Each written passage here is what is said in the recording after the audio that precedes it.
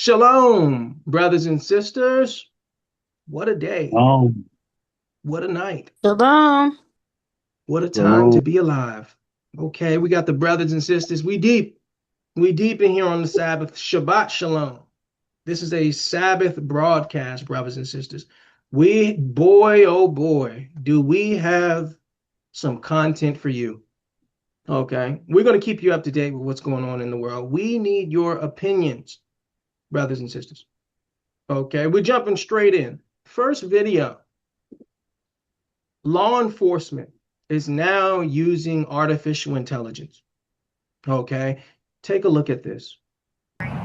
Yes, you. Come here. Keep your hands on your head. Keep walking towards me.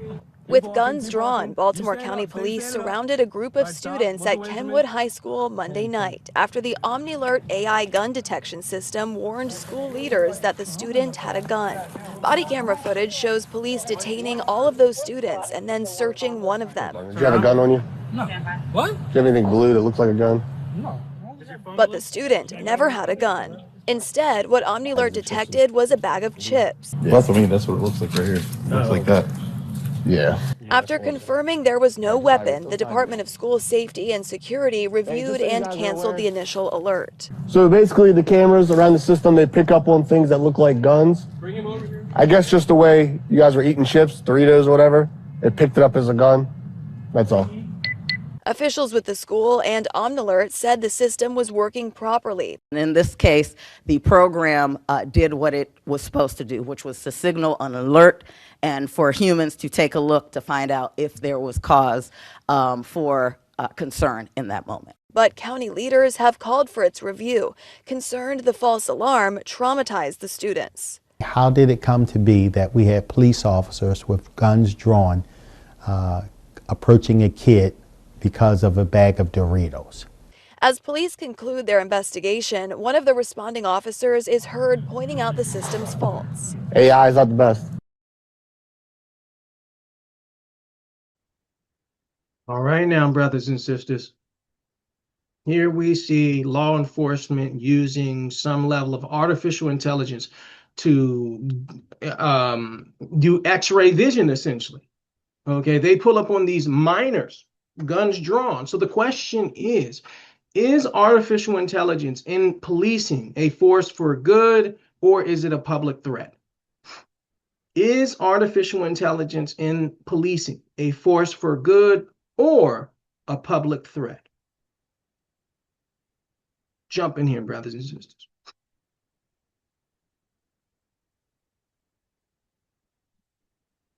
What do you think, Brother Kevin? Oh, there go Mello. Okay. Come on in, Mello. Give us your opinion on this, brother. What are you thinking? all right. So what I'm thinking about this is, I think it can be somewhat of a public threat, but also it's for safety. But the thing is, it's where it crossed the line where it's like, morally, is it all right for them to have our security breached, but to keep us safe? You know, Okay. that's how I feel about it.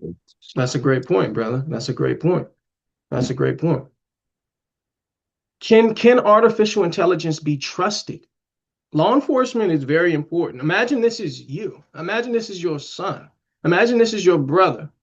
Okay, and the police officers come out guns drawn based on something that artificial intelligence is promoting. So let's talk about that today. Okay, is artificial intelligence in policing a force for good, or is it a public threat? Should it be used? I'm going to go no. And the reason why I say no is because of this incident right there could have been very bad. We know how teenagers are. They like to talk back and things like that. And I don't got nothing. Why are you up on me? This could have been a disaster over a bag of chips. And I think that it's not like, I don't even understand how it confused a bag of chips for a gun. So I think there's a huge flaw, a huge error, and it should not be used at all. I don't think so. Because this could have been bad. Everybody could have died. Somebody could have lost their life over a bag of chips because of what a computer thought was a gun. And this is just, it could have been a toy gun. There's that's in play. These are children. Um, so no, I don't think this is a good idea. I think this is bad. So you're saying, you know, policing should stay the way it's been, right? Not utilizing this level of technology. You know, Yeah. this is okay. You're saying it could be dangerous. It could be Yeah, dangerous. at this level, yes. I think like where they have like their, tracking things like with devices, or they know somebody committed a crime and we can track, your phone, we can track through these cameras here, here, and here. But at this point, because it's like almost like a snitch kind of snitching on something that's not even happening. So it's like there's something overseeing saying, oh, this is what's happening when that's not even what's happening. It's like a Karen, I guess. Right. But a AI Karen slash Mhm. Ken, and this could have went so Mhm. bad. Because That's do a they good have point. this in the white schools? Because I saw black children at that school. So that's my question. Are these at Hispanic schools? Are these at Indian schools? Are these at Muslim schools? Is this at Christian schools? Or is this just at a black school? So that would be Right. my question there. That's a great point. You're saying is there some bias, right? Because that would be my question, right? Does the artificial intelligence have a bias to, if it's a white developer, right? Then of Mm, course they'll have better understanding, but because it's a white developer, right? Is there a level of bias that is there? Okay, so we have to put this on the table because it's very dangerous. It's very, very dangerous that if my son mm, was at a school or anywhere else and law enforcement come guns out, guns blazing, that we're gonna have problems. We're gonna have problems, especially if it's improper.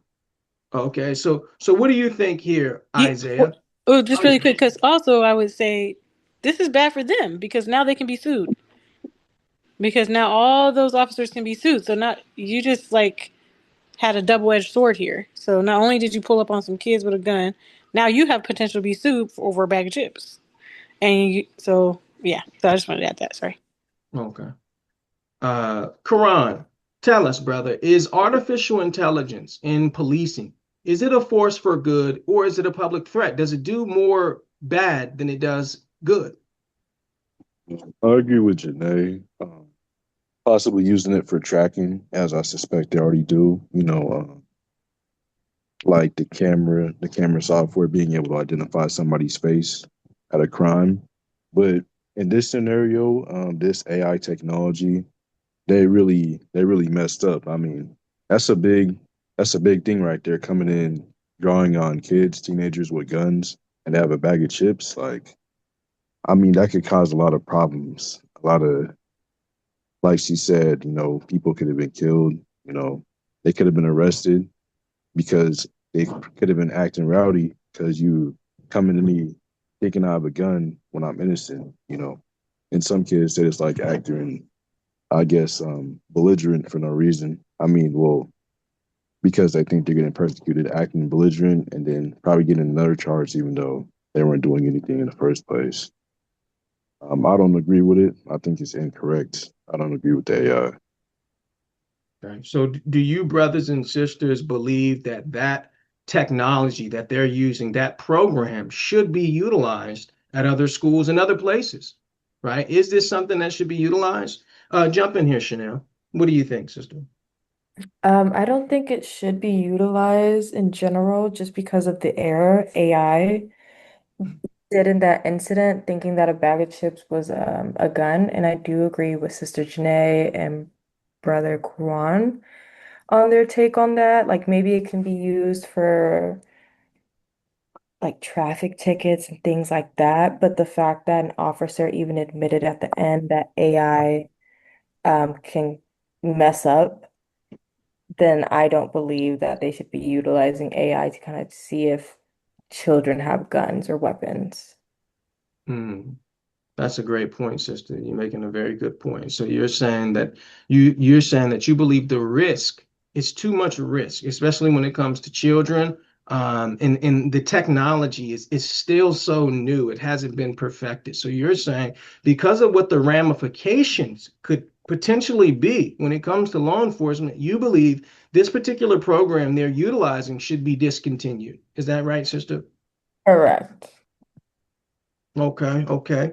Um, let's, Sister Franzi, jump in here, sister. What is your opinion on this? Do you think this type of program is something you would want utilized with your son being out there?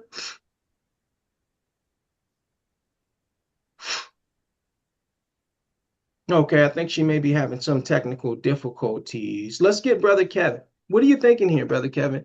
Does artificial intelligence in law enforcement, is this a force for good or is it a force for evil?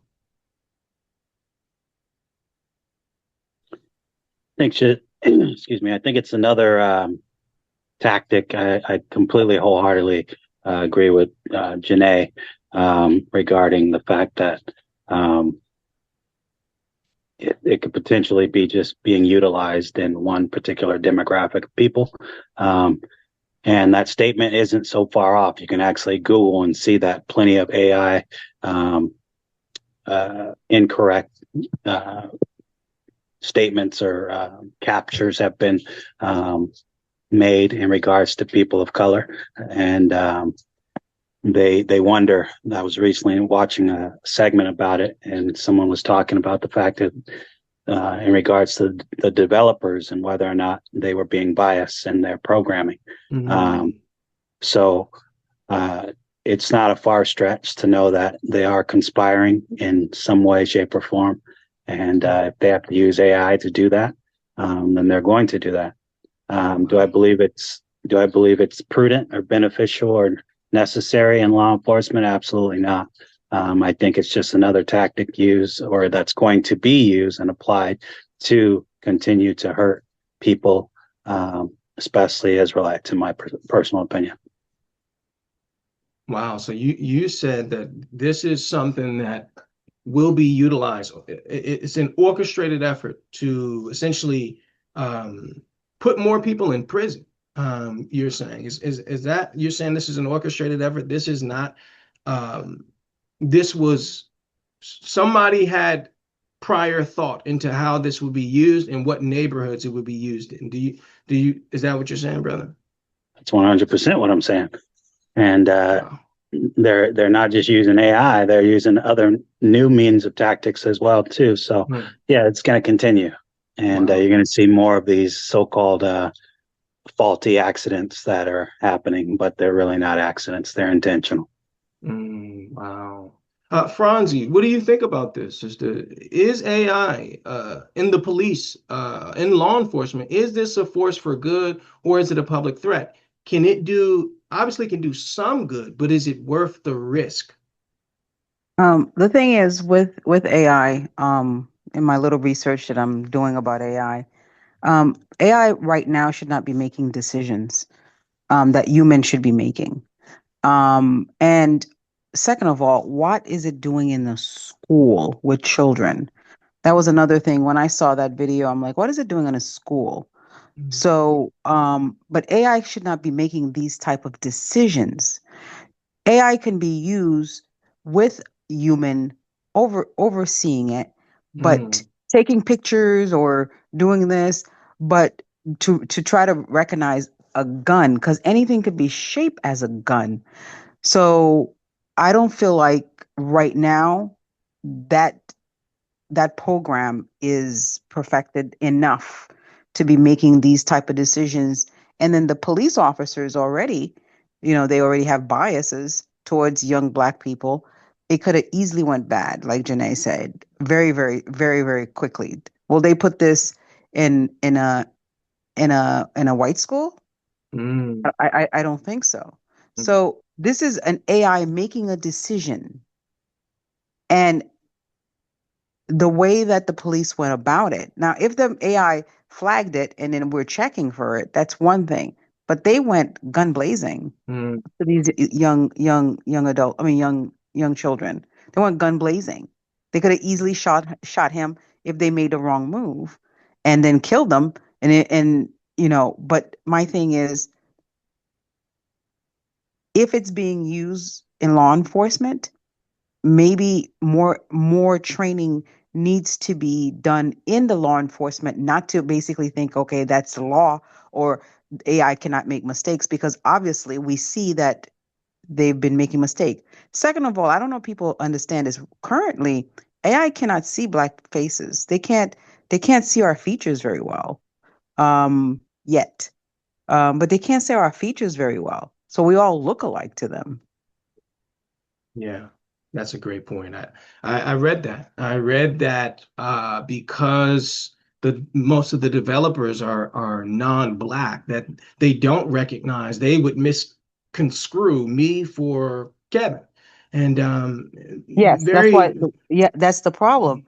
They go by sight. The only way that they would do it, but they can't see our features very well. They can't. And if you have things on your face like glasses and things or hat, or you really mess them up. They really cannot Mhm. identify you. Wow, that's a great point. That's a great point, sister. So let's zoom out now.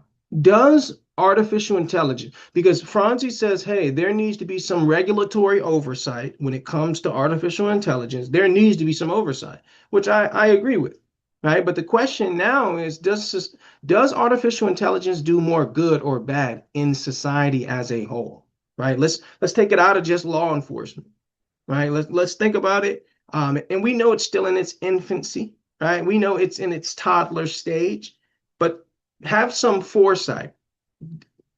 Does artificial intelligence do more good or bad in society? Isaiah, Franzi, let's jump in here, sister, please. So as far as medicine, and this is when you said the oversight is very important. As far as medicine, AI is helping diagnose things earlier, but the AI will pick it, will show it, but a doctor will have to go back and confirm it to see if what the AI picked up, if it's correct. So in medicine, it is helping diagnose things sooner, getting treatment sooner, and things like that sooner. But we don't just leave it to the AI. We still go back and have a provider, read the what the AI picked up, and Mm, sometimes additional testing just to confirm what the AI has done. And that's what I think with the law enforcement, mm, that's what needs to be done. It says a gun may be there. Don't just go and with a gun. If the AI picked up cancer or a mass or a tumor, we're not going to say, "Oh, you have cancer." We're going to mm. do more investigation. Do you see what I'm trying to say? I do, absolutely, sister, absolutely. Janae, jump in on this. Yeah, I just want to say I agree 100% with Franzi because I think AI can be a good tool, but it's a tool. It's not a decision maker. Like she said, like shouldn't be making an ultimate decision about a human life at all. It can be used to say, okay, like she said, this is what's going on.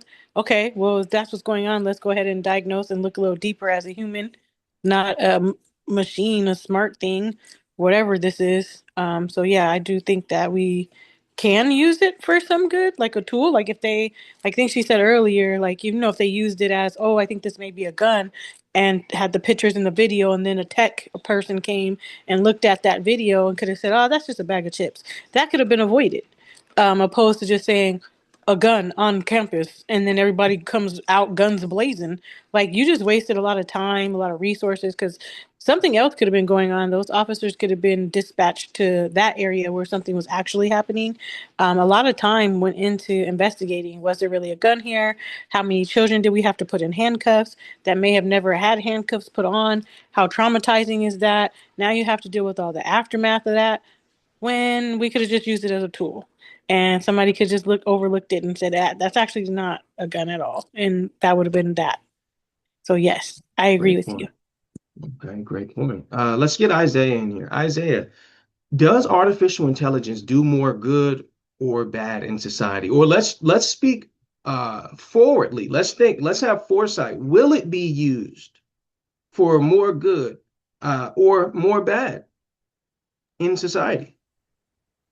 So I think I agree with what my mom said. I think AI should be used more as a tool rather than a ultimate decision maker on a human life because AI is a bot, it's a robot, and no robot with no soul should make any type of decision over something that has a soul and a spirit. Okay, that's a great point. Jordan, what do you think? Do you think that artificial intelligence will be used for good or for evil in the grand scheme of things?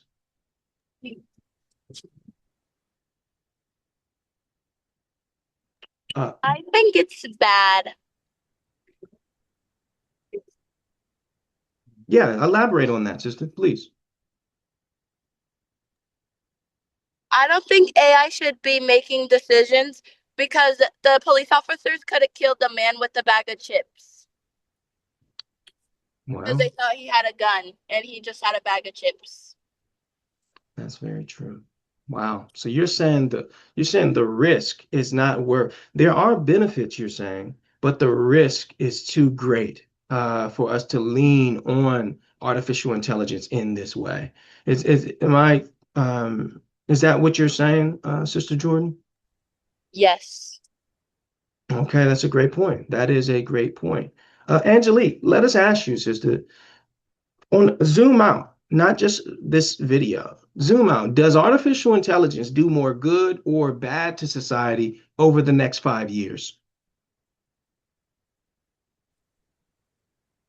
Over the next 5 years, I feel that it depends on whose hands it's in, honestly, because there's a lot of good that AI can do. However, there is a lot of destruction it can cause. Like right now, we already see it causing major job layoffs because we want to automate as many systems as possible so we can, because we care. This capitalist society we live in cares more about profit than people. So we already see like, you scans taking over checkouts and like you can like when you go to a fast food restaurant like McDonald's, you don't even have to order at the counter. You can go and order at the little kiosk and pick up your food. So I see it being bad for things like that. My sister and I were having this conversation today. My biggest issue right now, what I see with AI is that it doesn't emote.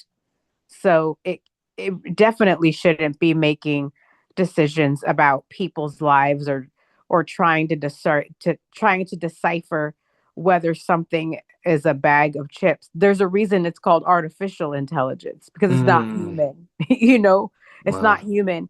So it can do a lot and it's advanced and it's intelligent in the way of being able to think logically and think fast, but these computers, they don't emote. And so you run the risk of, yeah, it can write a paper for you, but it can make your mental health worse. It can. Mm, And honestly, there have been things I've asked AI myself just to test it, and it's not always accurate. It's not always yeah. accurate. So I feel like it's going to be more dangerous over the next 5 years? I do. And I believe that it's two parts. It's one, it's because, as I mentioned, it doesn't emote. And number two, I believe that it's going to be used to do, it's just going to be used to replace humans. I know we used to see, at least when I was a kid, we used to see like these movies about a dystopian future or like Hunger Games type stuff.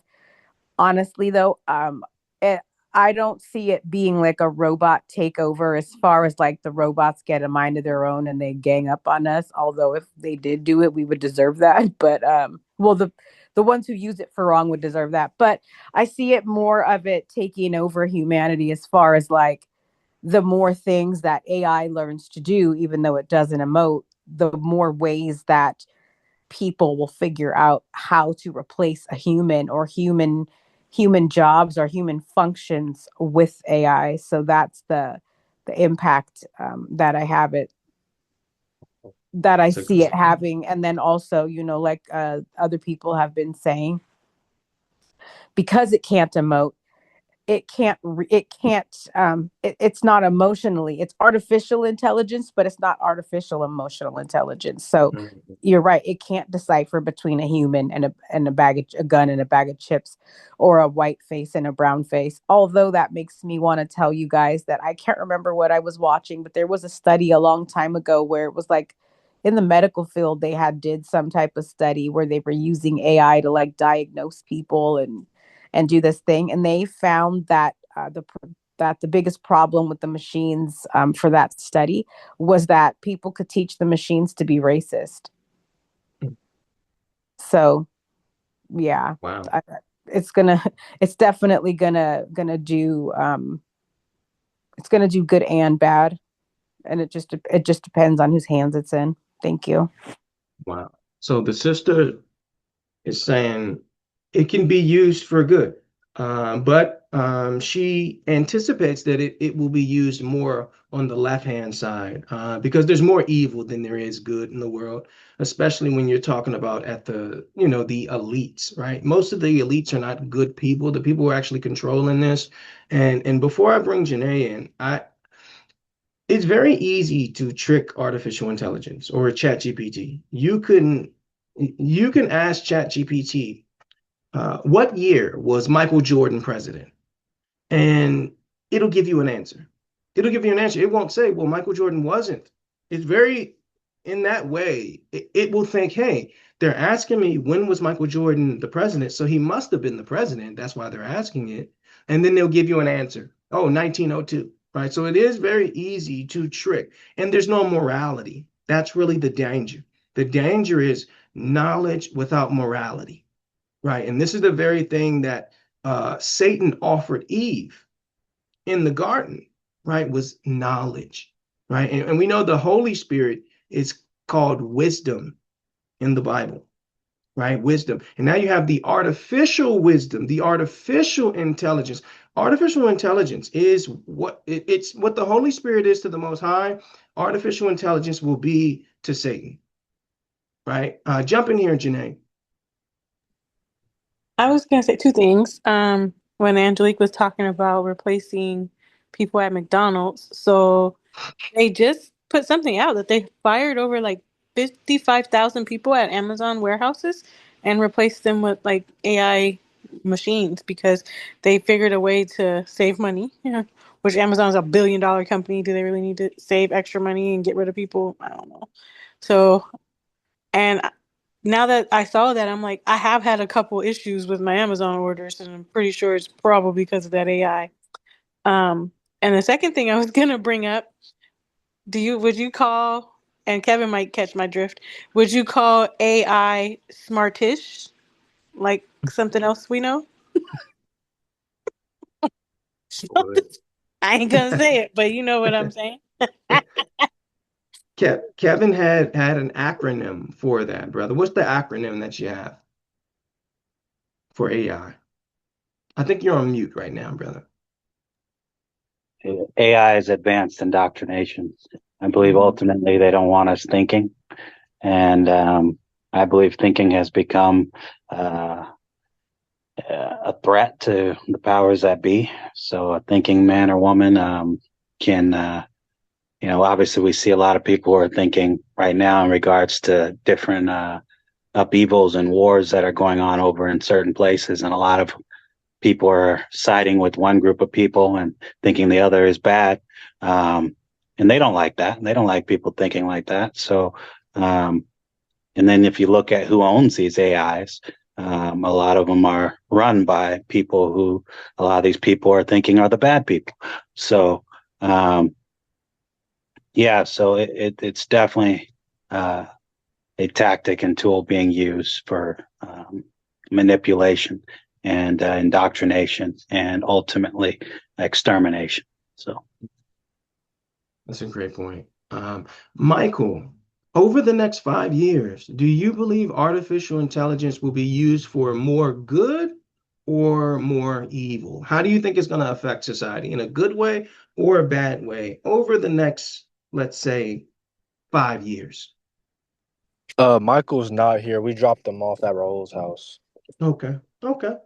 All right. Okay. So All right, so let's go to our next video, brothers and sisters. Okay, we're talking about children and who they should be mentored by, who friendship, right? Our children should, at you had children, if you had brothers and sisters, would you have some, um, would you want to influence what type of friends they have and who they consider mentors? Let us show you Barack Obama. Barack Obama had something to say, brothers and sisters, that I was shocked to hear. That's one of the things that I think a lot of times boys need is not just exposure to one guy. Mm-hmm. One dad. One dad. No matter how good the dad is. He can't be everything. He can't be everything. And then that boy may need somebody to give the boy some perspective on the dad. Yeah. Right? Yeah. One of the most valuable things I learned as a guy was I had a gay professor in college at a time when openly gay folks still weren't outlawed, who became one of my favorite professors and was a great guy and would call me out when I started saying stuff that was ignorant. You need that to show empathy and kindness. And by the way, you need that person in your friend group so that if you then have a boy who's gay or non-binary or what have you, they have somebody that they can go, okay, I'm not alone in this. Barack Obama, you're president. Okay, the question we have is, as believers, we're all believers. Should children be allowed to have friends or mentors that live alternative lifestyles? What is your opinion on that? For some of you who don't have children, who may have children in the future, right? What is your opinion? Should children be allowed to have friends or mentors that live alternative lifestyle? Jump in here. Jump in here. Oh, Janae, go ahead, jump in here. I'm gonna say no. And the reason I'm saying no is because you're willingly sinning, right? So I wouldn't also want my friend or my son or my daughter to have a friend who is willfully sinning. So if that friend knows, hey, I'm a murderer. I wouldn't want my friends to be my son. I'm sorry, this is just what he said really threw me off. Um, but I would not want my child to be friends with someone who's a murderer and like constantly murdering people or a gangbanger. I wouldn't want that because they're living a lifestyle that's against God, and that's just flat out. So no. And what he said was insane. He says that you shouldn't have one guy in your life, a boy. He specifically said a boy. And I thought that was pretty inherent on what he is himself, right? Because those people that live that lifestyle, don't they just want to just live that lifestyle? They want others to live the lifestyle with them and to do wrong with them. So there may be a prostitute out there, but she may not want you to come prostitute with me. You see what I'm saying? But that particular sin, it's like they want you to come do it with them. They want you to accept them and do this with me, but you don't accept you because you know what you're doing is wrong and you continue to live in it. So there's no way I would want my child to be around someone who knows what they're doing is wrong and is like, I'm not gonna stop because you are ungodly. And the Bible says, Psalms 1:1, do not walk in the counsel of the ungodly. So I'm gonna go with what I think you said something last week. The designer is the definer. So I'm gonna go with what God said. God said, "Don't walk in the counsel of the ungodly." So if this person is willfully sinning, knowing they're sinning, and continually sinning, no. And that can be anything that the Bible says not to do. If this is a person who doesn't honor their mother and father, I don't want my child around them either. So I think it just goes with the fact that they're ungodly. No, absolutely not. Sorry, children. So when we say alternative lifestyle, we're talking about a man who wants to be with another man. We're talking about a woman who wants to be with another woman. You know, God says male and female, not male and male, not female and female. So the question is, should children, right? If you're raising your child, right, or it's your nephew, right, your niece, should they be allowed to have friends or mentors that live the rainbow lifestyle. What do you think, Kevin? I don't just think, I know that uh, evil manners, or what, excuse me, that's not this. What's the scripture? Uh, I just had it. Corrupt. Lost. Yeah, you're talking Thank you. about Thank you. corrupting. Yeah. Evil communication corrupts good manners. Yeah. So, um, absolutely not. I don't think it's prudent or wise to allow a child or a friend who's participating in those debaucherous activities to mentor or be around, because, as Janae said, um, we can just look at the situation with Lot and the angels. Well, not Lot, but the people who were in that town. They weren't trying to mentor those angels. They weren't trying to. They were trying to, you know, as she said, have them be a part of that particular lifestyle, and or to take advantage of them. But I don't think it's wise at all to allow your children or being friends, and because, again, evil communication corrupts good manners. Okay. So you said an emphatic no. Because it's a lifestyle that God condemns, you would try to steer your children away from friends that and certainly mentors. So do I understand you correctly, brother? Yes, that's correct. Okay, okay. Quran, what do you think about this, brother? Should children be permitted to have friends or mentors that live the alternative homosexual lifestyle? Why No, or why not? I don't believe so because they're committing like Janae said, conscious sin. And I don't believe I want them near my child because they would probably, you know, they would probably influence them into thinking that's, you know what I'm saying, because this person is my mentor and my dad allows me to be around them, you know what I'm saying? He must be a good person who I can listen to. And I think that's really where it comes to, like, oh, my parent is letting me be around them. So they probably don't have a problem with their lifestyle or what they're doing. So no, I would discourage it. I would tell them it's incorrect. Anybody they come across, if they bring home a friend who's doing that lifestyle, I would tell them, I know you think they're a good person, but they're living this way. You know what the Bible says, and I don't want you hanging around them because we can't support that. We can't support being around that. Anybody trying to talk to you like that, no mentors, yeah, nothing like that. But that goes for a lot of things. Like Janae said, gang banging. I wouldn't want anybody doing that around my family. Not just my kid. Like what I'm saying, my wife or anything, because that brings trouble. Anything, anybody living lifestyles that wouldn't, be according to Christ. Mm, Bible says, "My family are those who do the will of God." You know, mm. my friends, people you consider close. So yeah, I That's a great disagree. point. So you say, no, you don't believe children should be allowed to make friends or have mentors. You wouldn't allow it. Someone who's living a lifestyle of confusion, a homosexual lifestyle where they are confused as to their purpose. You're saying that in it, you said you would not allow it if you had a child, but you said that's not just that sin. That's any sin that they're openly doing, consciously doing it. Am I understanding you correctly, Karan? Yep, most definitely, my brother. Yeah, any any open sin, like especially if they know what they're doing is wrong, like them themselves, I don't believe that should be near me because you're not gonna speak about it like how I would speak about it. You're gonna make it seem light, less of what it is. Any topic like that.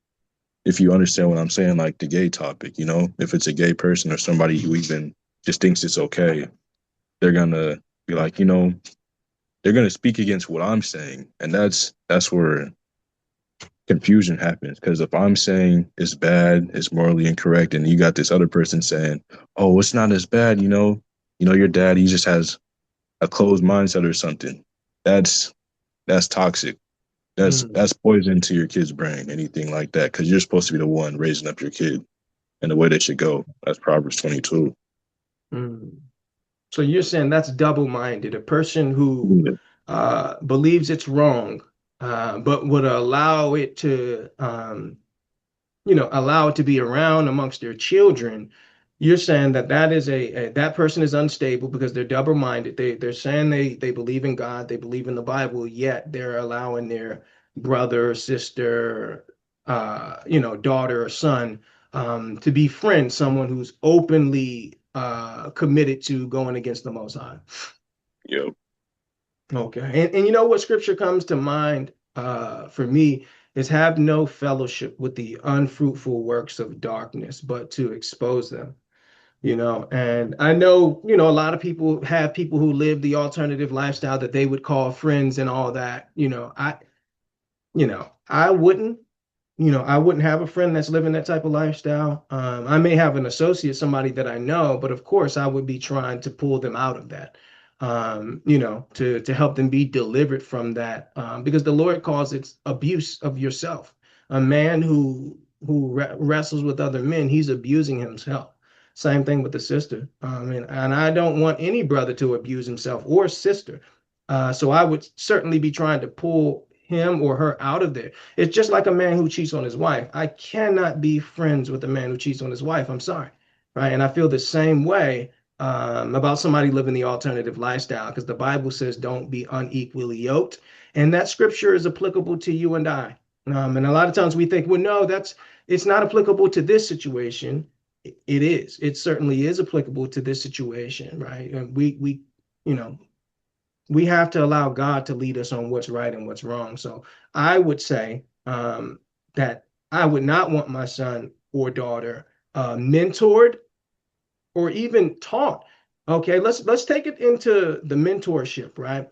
Would you allow your child to be taught in school by someone living the alternative lifestyle, right? Let's not say friends. Let's move that away from friends, but let's just bring it to academics, right? Would you be comfortable with your son or daughter being educated by someone living the rainbow lifestyle?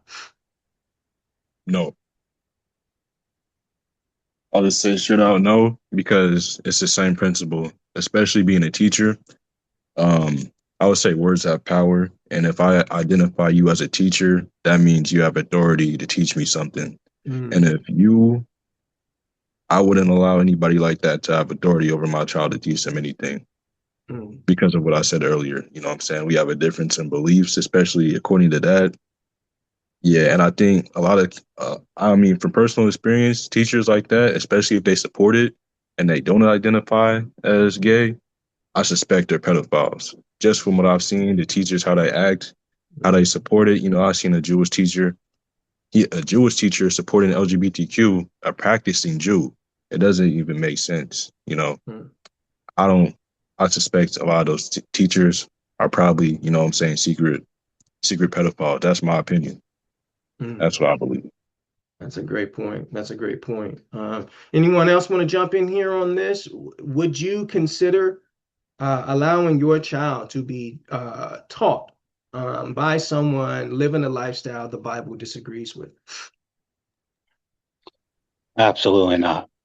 I remember when I was younger, my sister had a piano recital, and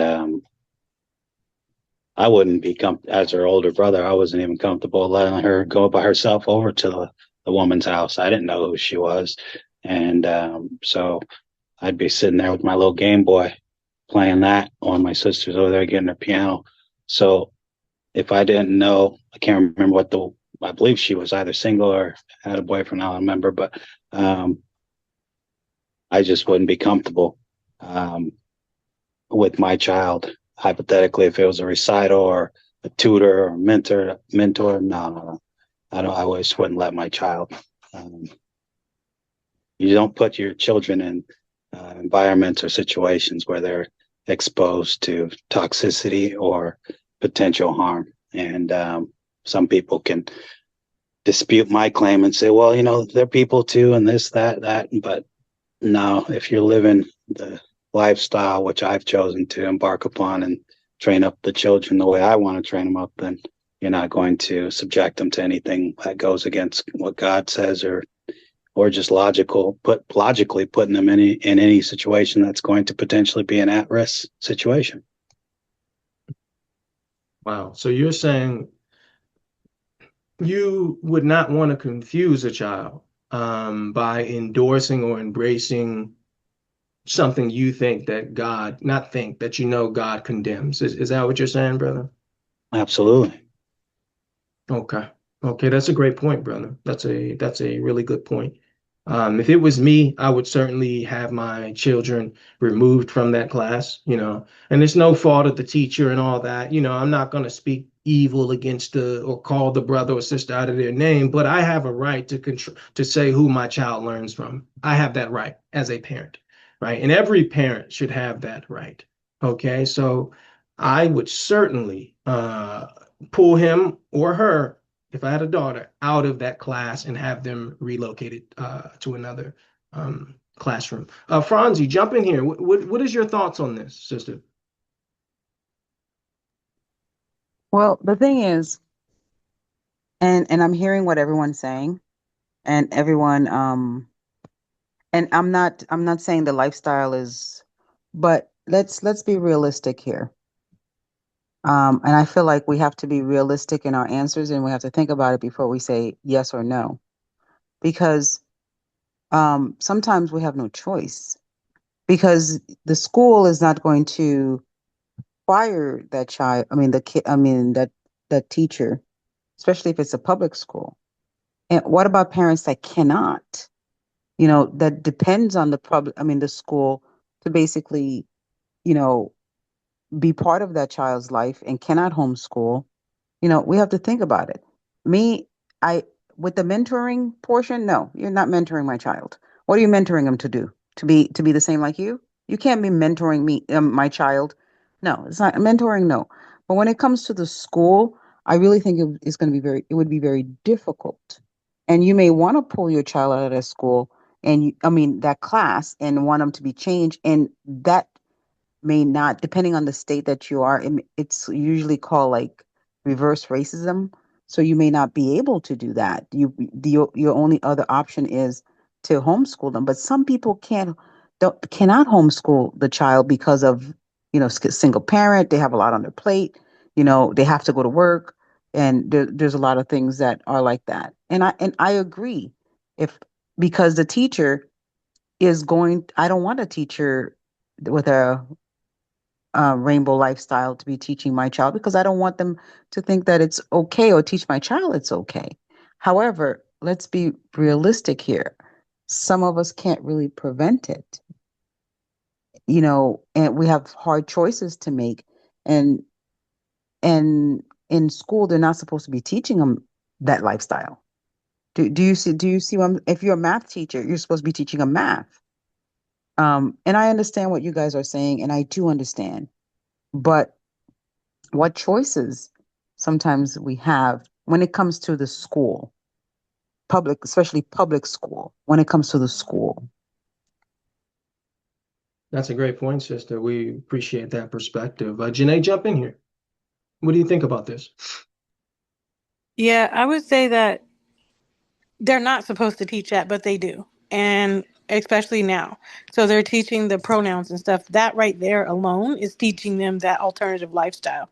Um, and it's something that doesn't need to be in the curriculum. It doesn't need to be there at all. You don't need to teach that.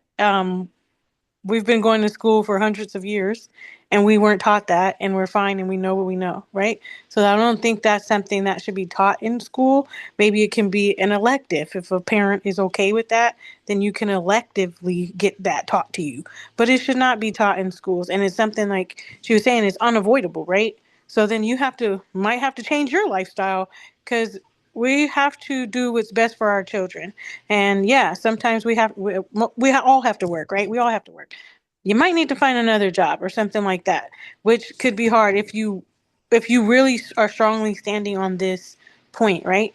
So sometimes things do have to change, and we have the freedom supposedly of our religion, right? So I have a freedom of my religion. My religion is against this. So then I can say my religion is against this teacher's lifestyle. So you can kind of be creative and look things up. and find out like ways that I could get my child removed out of that classroom. Maybe you might have to put your child in a different school. Maybe your child needs to go to a private school. There's scholarships for that. You can look into that. There's different ways around it if you really don't want to do it.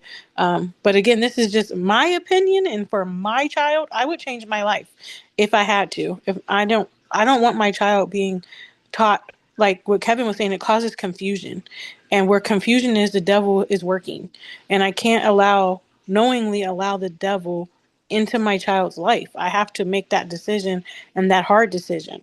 There's things that as parents or single parents that we do that we didn't what we had to do for our children. We wanted to maybe have a different career path, but we couldn't do that because we have children.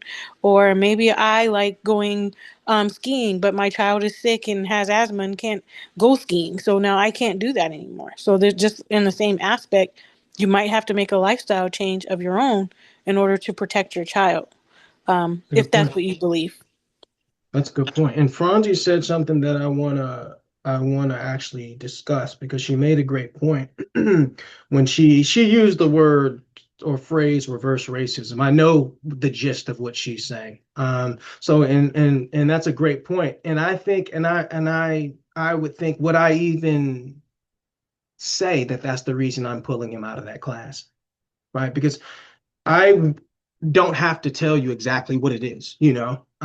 So it's certainly getting pulled out of the class. That's certainly going to happen because I don't need my son coming into your class. You got a picture of you and your husband kissing up on the up on your desk and all that. Like, nah, I would certainly find another teacher because trust me, every class or teacher that's teaching that class is not a homosexual, or we just need to pull him out of that class totally, or her if I have a daughter.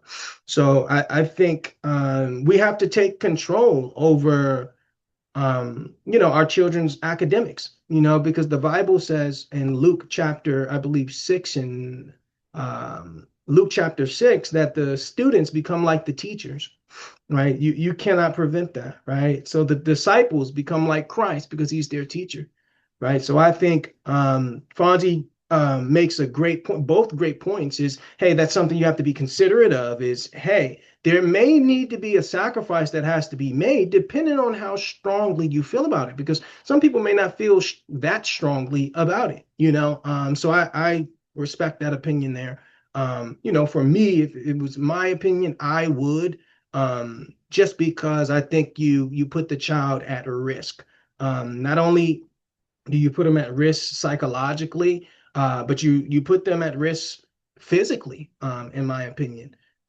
So Isaiah, jump in here. What do you think? Would you allow your son or daughter to be tutored, or excuse me, taught by um, an instructor, an academic instructor that's living the rainbow lifestyle? Yes or no, and why or why not? No, because like Quran said, this person has different beliefs than I do, and I would raise my children under the Lord and not under confusion. And people like that, they live a life of confusion, and their beliefs are very much different than the Bible. And shoot, they're living in confusion. And if they have the authority to teach my children, there's a high chance that they can lead my child into confusion. And wherever confusion is, that's where the devil works. And I would not want my child around that at all.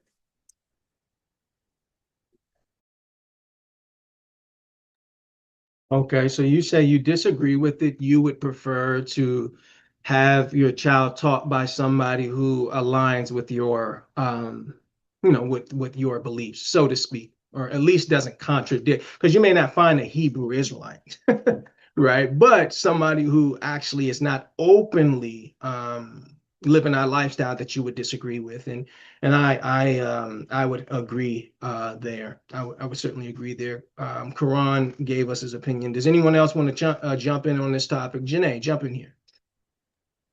Yeah, I just wanted to add, we have to do our due diligence when doing schools. We've been taught that, so they put a rule in place, right? I don't know when this went in place. Maybe something I need to look up. That your child goes to the school in which they're the closest to, or the district they're in. But sometimes there's multiple schools that you're very close to. But for some reason they put you in these other schools. Like I've had that where, oh, my son couldn't go to one school that was just as close as the other school, but that school was better. So why? So I think we have to do our due diligence when moving and raising our children. What school do you think is best? What kind of school is this? We've kind of just been taught to just, oh, it's just school, just let them go. It doesn't matter, there's other kids there and things like that. Now the schools are bigger and there's all types of influences going on in the school, whether that's from the teachers, the janitors, the other students, the librarians. It's so many different things going on in school. So we have to start visiting our schools and checking them out before you just send your kid off somewhere. Because your kid's going here. This is where your kid's going to learn who they are, is at these places. And these are, a mistake that I made early on too. Like, I didn't go check out every single school. And it's not until a problem arises, then you go in the school and you're like, wait, what's going on in here?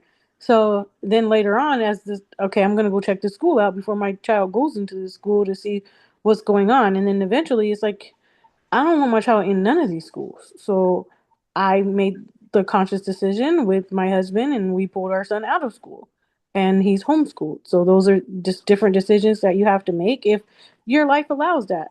So not like what Bronzy was saying, everybody's life isn't going to allow that. Some people don't have the skill set to be able to work the job they want or not in the position where they live to get to the job that they want. So I totally understand that.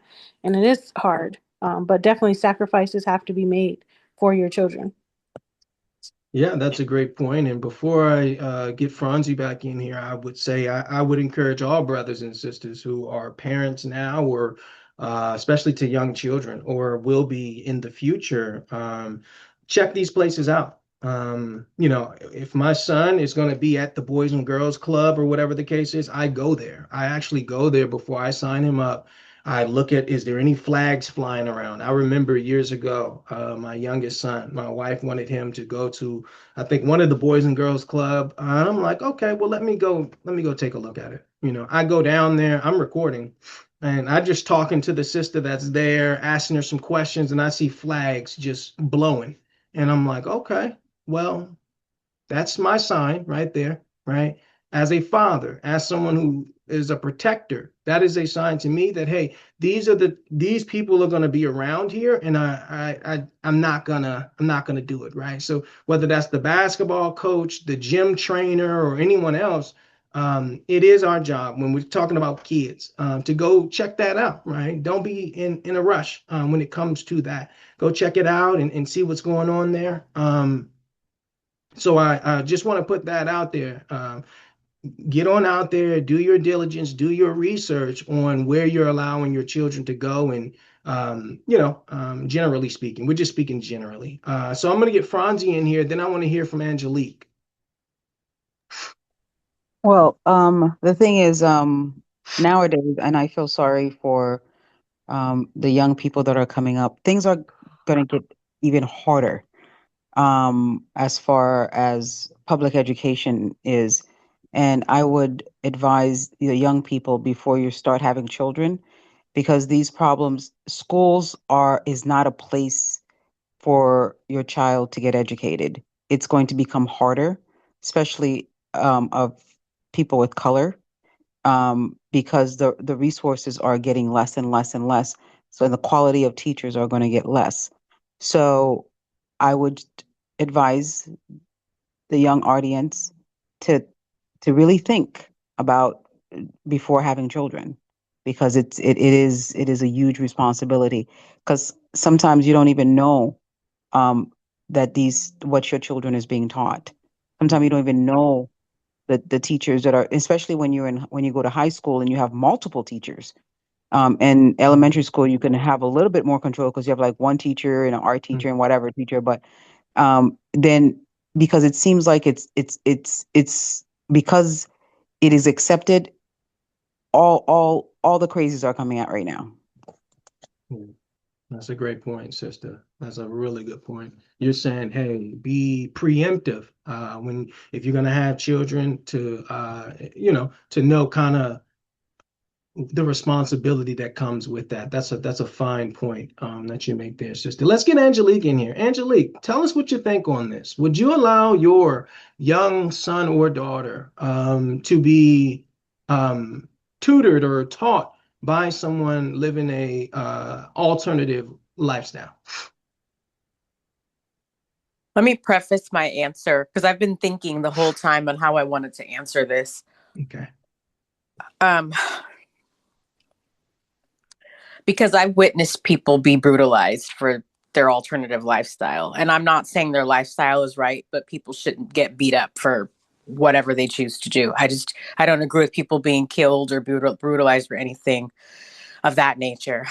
I've also had the privilege of mentoring and providing peer support and case management to young people who have been displaced from their homes or wherever they were staying because of their alternative lifestyle.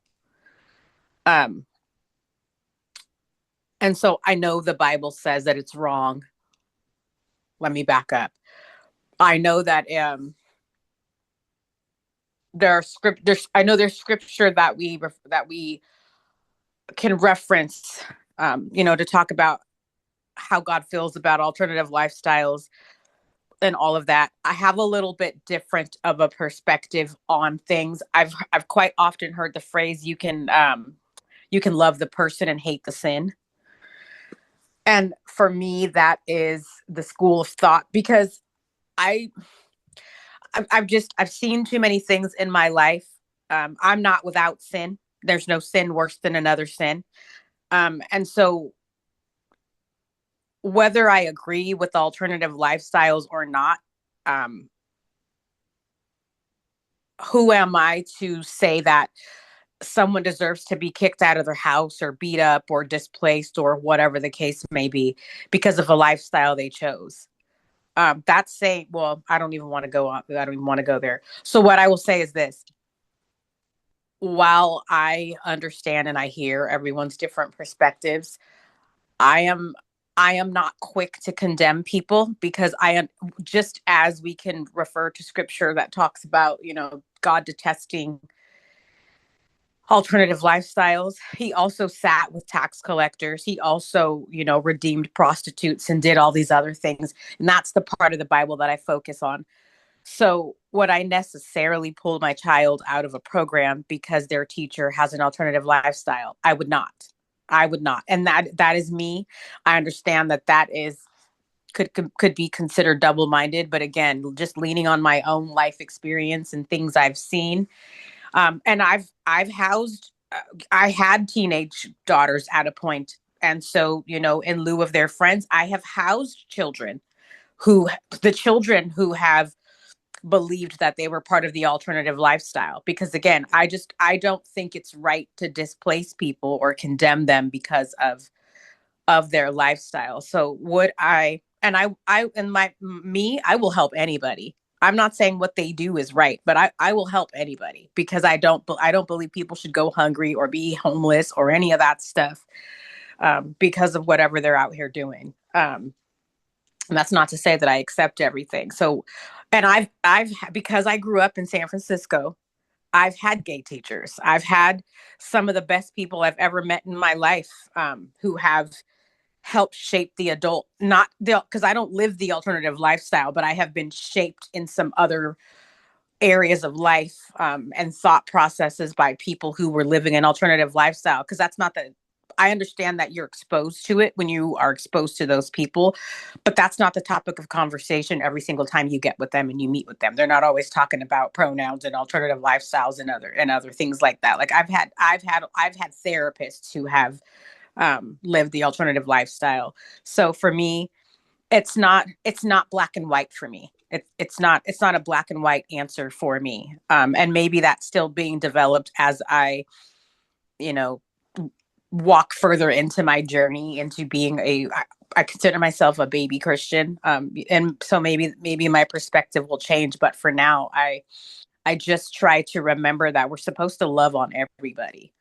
Um, and that is, and even before I knew the Bible or any of what I knew now, that I've always been a person like that, to try to help people. So I would not necessarily pull my child out of someone's class um, because they were teaching a lifestyle. Now, if I had a problem with it, and there are lots of things I have problems with, but to me, it's just a conversation. It's like, well, I'm not going to say it's just a conversation. It starts with a conversation.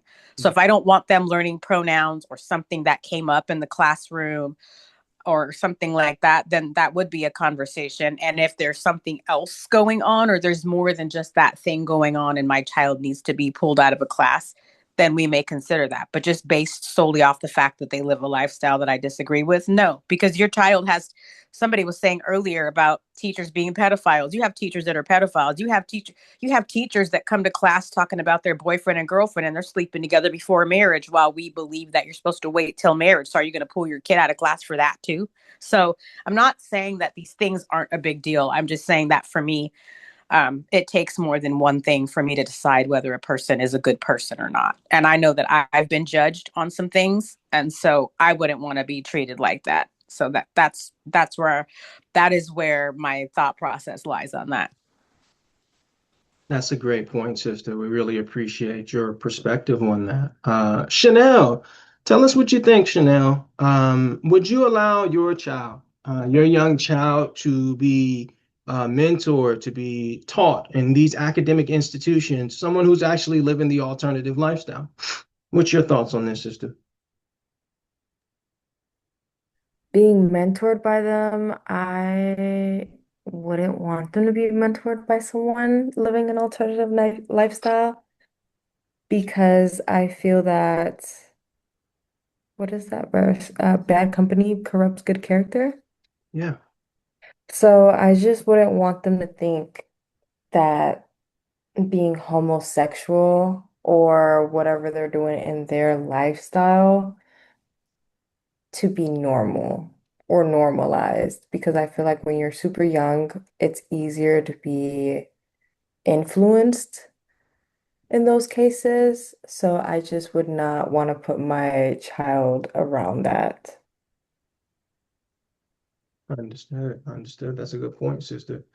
That's a really good point. So you're saying because be, so you're saying because it's in contradiction of what you believe is right, you wouldn't want to put your child under the burden of having to sit amongst someone who is living an alternative lifestyle, but have to really listen to them and look up to them.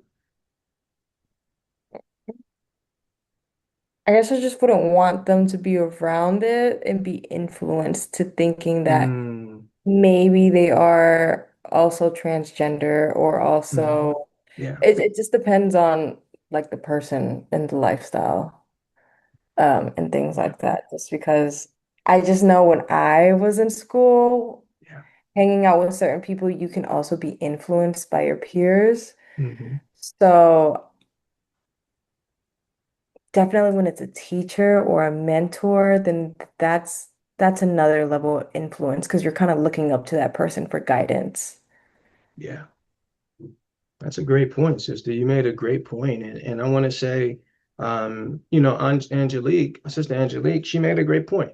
She's saying about not being judged, and to love everybody. And I totally agree with that. I think when you have children, your primary goal, our primary goal is to protect our children, more than, hey, am I gonna hurt somebody's feelings? For me, I love animals, but I'm not gonna let a wolf loose in my home. So I think you can love it, but still put up some barriers to protect. So I think, I love all people, and for me, I believe that if somebody I love was walking off a cliff, I would tell them, hey, hey, hey, hey, hey, be careful there. So the way I look at love is the way God says, love will tell the truth, even if it hurts somebody's feelings. And we love you from a distance. So I'm not going to judge a person because there's people who judgment would be death. Right? The Bible says we can't judge anybody because Christ died for our sins. So anyone living, even a brother or sister living an alternative lifestyle, can still come to the truth and repent of his or her sins and be baptized, So they'll always have that opportunity while they're living, But at the same time, I think it's our number one priority to make sure we protect our children and not to confuse them. And that's just where I am in my walk. Everyone's in a different grade, and as we get closer to the Most High, a lot of times our perspectives change on many things. So this was a great topic to hear because you all made some very, very salient points that I am very appreciative of. Give me something to think about. Janae, jump in here. I just wanted to kind of circle back to what the video was saying, because that's really what sparked this, right? Like, it wasn't necessarily because, yes, like Sister Angelique was saying, there's going to be other types of people in the child's life too that don't agree with the Bible, right? If I know that you're in the classroom telling my child about your boyfriend and your sexual escapades, you're absolutely right. I'm going to pull my child out of your class as well. It doesn't matter if you're not gay. That doesn't matter to me. If you're talking to my children about murdering people, we're going to get you pulled out that class. If you're talking to my child about wearing explicit clothing, listening to certain music, we're going to get pulled out of that class too. So yes, because my job is not to just protect from those, because like she was saying, those, they're still people, and everybody has the right. We're all sinners. We all have the opportunity, as Sid was saying, to come back to God, but be repentant of our sin and to turn away from it, not live in it. And when you're living in a sin, you're teaching a child, you're teaching the child that that's okay. Children are mimickers. They mimic what we do. They don't necessarily listen to what we say, but they do what we do. So whatever that child sees you doing is probably what that child's going to do. But I want to circle back to what he was saying. He literally said and he was specific, that a boy should not just have exposure to one man. He should have not just exposure to maybe this type of man, a police officer or a lawyer or a businessman. He clearly said a gay man, and that was striking to me. Why a gay man? Why do you think a boy should have, a relationship with a gay man? Why do you think that? And so that was what kind of sparked it in me. No, I don't feel like a child needs to have a relationship with a gay man. Like, what is that going to do for the development of the child? That would be my question. So yes, it takes a village to raise children. So I do believe that children should be exposed to other people who are going to positively influence the child. And I don't know what being gay would positively influence the child to be. So that's where I'm at. That's like saying, let me expose every child should be exposed to a man who has multiple baby mamas. Like, why? What is that going to positively influence that child to do? So I just wanted to bring that back because that was weird. That's a great point. And brothers and sisters, while we're on the topic of leadership, we're going to stick in the academic institutions. There has been a sister all over social media, substitute teacher, who was fired on her first day, and we're going to show you why. Yeah. We got a new hustle unlocked. I'm a school teacher now. Little brothers. Let's get the day rolling. Who would have ever thought it?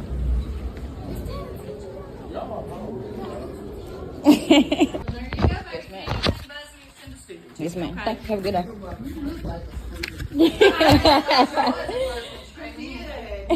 Today was really a breeze. My kids ain't have to do too much, man. To be honest, I let them do whatever they want to do. Yes, I'm that type of teacher.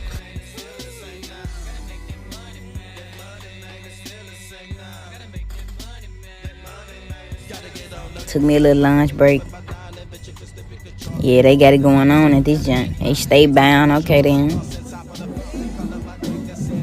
Damn, shorty. Sheesh. Man, I gotta get up out these school kids trying to take me down, man. Then I look so young, I look like one of them. Damn, shorty.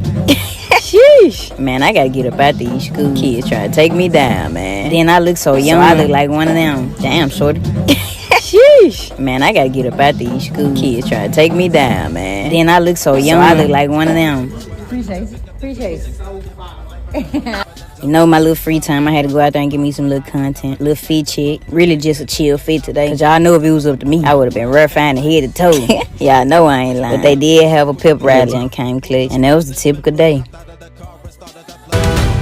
As you guys may know, I am the substitute that was recently fired from teaching because of my TikTok. It's honestly so sad how sick the world is that you guys automatically mischaracterize me fully without further context. I'm a content creator. I record everything I do, so it was typical for me. And as you guys know, if you create content, you will know that everything you see is not what you get. Majority of the content that you do see was recorded while I was alone. It looked as if I had a class, but I did not have a class, and the school knows that. I did not have a class. I had nothing but free time. Aside from the body cam that was already recording, everything else was recorded when I was alone. And as I explained to Lake Cormont when I first arrived, this was my very first time subbing ever. I had absolutely no idea that I couldn't record students, or else I definitely wouldn't have done it. I truly would have honestly recorded myself if I knew it was an issue with recording students. I went on TikTok before I worked, and that's what I seen. I am by far no predator or anything close to it. That is insane for that even to be put onto me. I truly just thought I was doing something good for the youth. Like, honestly, and I was enjoying it. I wasn't going to make a video, but I've been receiving an awful amount of hate. I feel like it was necessary for me to clear my name up. Okay. So, brothers and sisters, we see a young sister, substitute teacher, fired on her very first day. She took us throughout her day, and kind of what that looked like. My question is, should there be a mandatory minimum age for high school teachers? Because we saw her making some comments towards another young girl. What do you think? Was her firing, was it an appropriate decision to be made, or was it premature?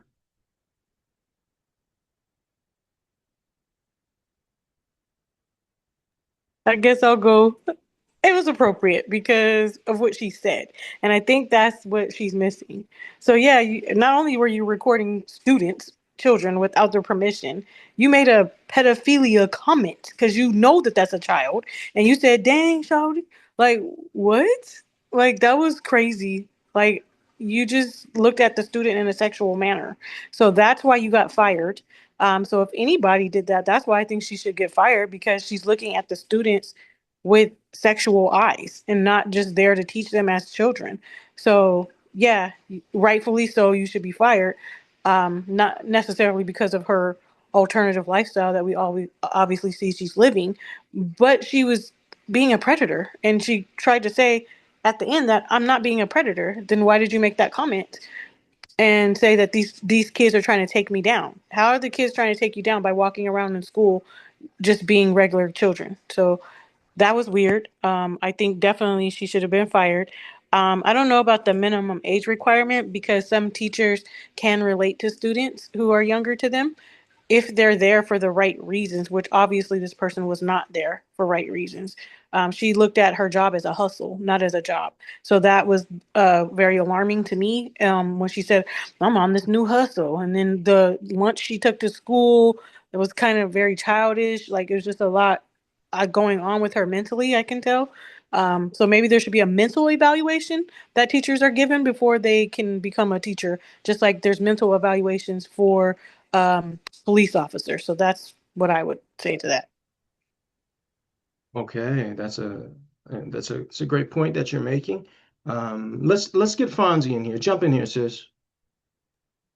So this ties in to what I said before about schools and young kids, because first of all, why are you going to be a substitute teacher if you don't know how to act? You're not vetted there yet. You're a substitute teacher, so therefore, and then to say you let them do whatever they want to. So what are you there for the young kids? I mean, what do you're there for a hustle, like Janae say?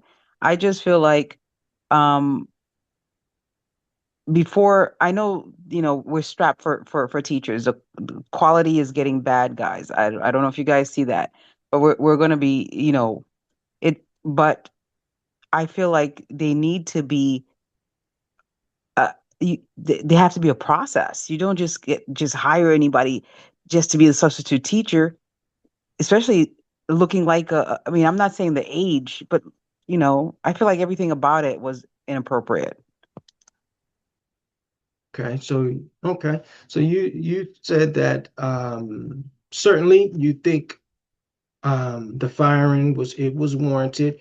and you said these teachers should be vetted. I believe, especially substitute teachers, because substitute teachers do a lot of evil things because they get moved around. So they assault people and all types of stuff, carrying on these relationships. So especially a substitute teacher, I would have to agree with you on that, Franzi. Um, let's see, Isaiah, jump in here. All right, should there be a mandatory minimum age for high school teachers, which means they need to be over a certain age to work within a high school? Yeah, I definitely think so. I feel like particularly for high schools, you definitely need to be like some sort of like older age. Maybe wait till your frontal lobe is all the way developed. Yeah. Okay, so we got Jordan's opinion on there. She says yes, there should be uh, some mandatory minimum age for high school teachers. And also, I feel like she knew she wasn't allowed to record students because when you work for the state and stuff like that, you know that you're supposed to follow HIPAA. Wow. That's a great point. I didn't think about. That's a great point. You're right about that. Wow. Wow. Wow. So, okay, so then here's the second question, Jordan. Should there be a dress code for school employees? Yes, because you shouldn't be wearing inappropriate things in front of children. Like chains and stuff. Like she was wearing full on chains. And like you're at school, you're not at home or you're not going out to the store, you're teaching children. Great point, sister. That's a great point. Jump in here. What do you all think about what Jordan is saying? She says two things. There should be a mandatory minimum age for high school teachers, and secondarily, there should be some level of dress code for school employees. Let's get Karan in here. Karan, what do you think about this, brother? Do you think there should be a mandatory minimum age for high school teachers, meaning they must be over a certain age in order to be allowed to become a teacher within the high school? Uh, Honestly, yeah, I believe so. I believe there should be a minimum mandatory age. Uh, just because I don't know, having a younger teacher with high schoolers, I think it would promote probably some like immature, inappropriate behavior. I don't. I probably would have at least 30. How old was the teacher in the video? Uh, I think she was 19 years old. 19? Nah, that's Yeah. crazy. Nah, at Mhm. least 25. I mean, 19, you basically you 2 years out of high school. I mean, I don't know. At least like I don't even 25 is like it's still pretty young. I would say for a high school teacher, they probably still get up to shenanigans depending on the teacher. Probably like a helper, if you know Mhm. like helper teachers, like Yeah. probably Assistant. being that young, not like a main substitute teacher though, not the Mhm. main teacher. I mean, I'd be fine with Oh, that, but let the me main stand teacher, corrected. Salakia, brother. I'm sorry to interject. She was 22 years old. 22. Yeah. Yeah, that's still young. I would say if she was like a helper teacher with another teacher who's older, you know what I'm saying, above her, I would be fine with that. But I believe she would be too young to be the main teacher with high schoolers. Okay. All right. So you said yes, you believe there should be a mandatory minimum age, uh, specifically, primarily when it comes to high school. Let's get Fonzie's opinion on this. Jump in here, sis. The thing is, I don't think it's an age thing. I think it's a maturity thing. Age, Hmm. we have to tie, we can't just say specific age because then we go again with the, okay, discrimination. Because these are public schools. And it's governmentally owned, so discrimination. I feel like the maturity is not there.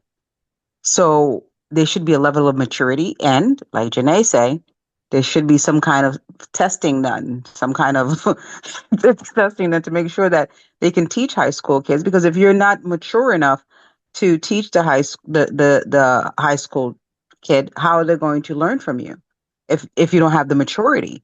So I feel like maturity is the key. She was gravely immature very, very immature.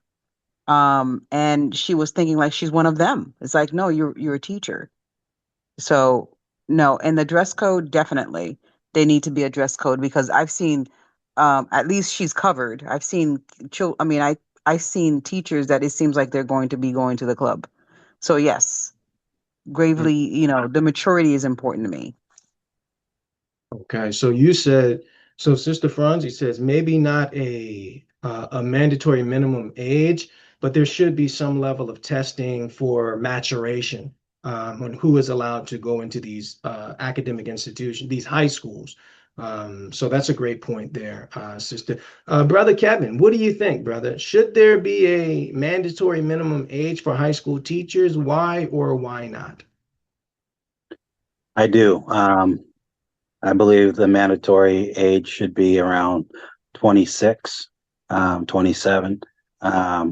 And I believe the reason is because that's a age that you're kind of leveling out a little bit and starting to um, get a little wiser. Um, I do believe that there also should be also a mandatory dress code for the teachers for things which they can and cannot dress or wear. Excuse me. Um, there's a lot of craziness going on, and I agree with Sister Franzi in regards to the maturity factor. Um, there's a lot of teachers, however, today who are either quitting or the ones who are working in there. It's like they don't care anymore. They don't care to teach. They just care to kind of be there, kicking it and collecting a paycheck. So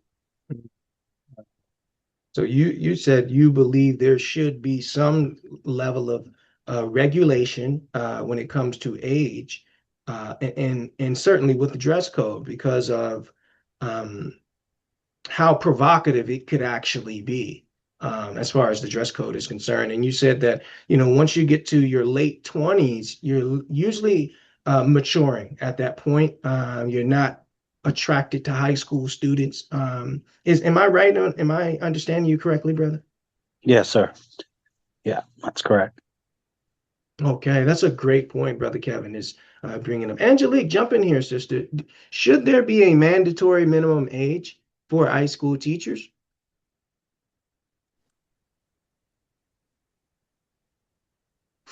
I'm not sure.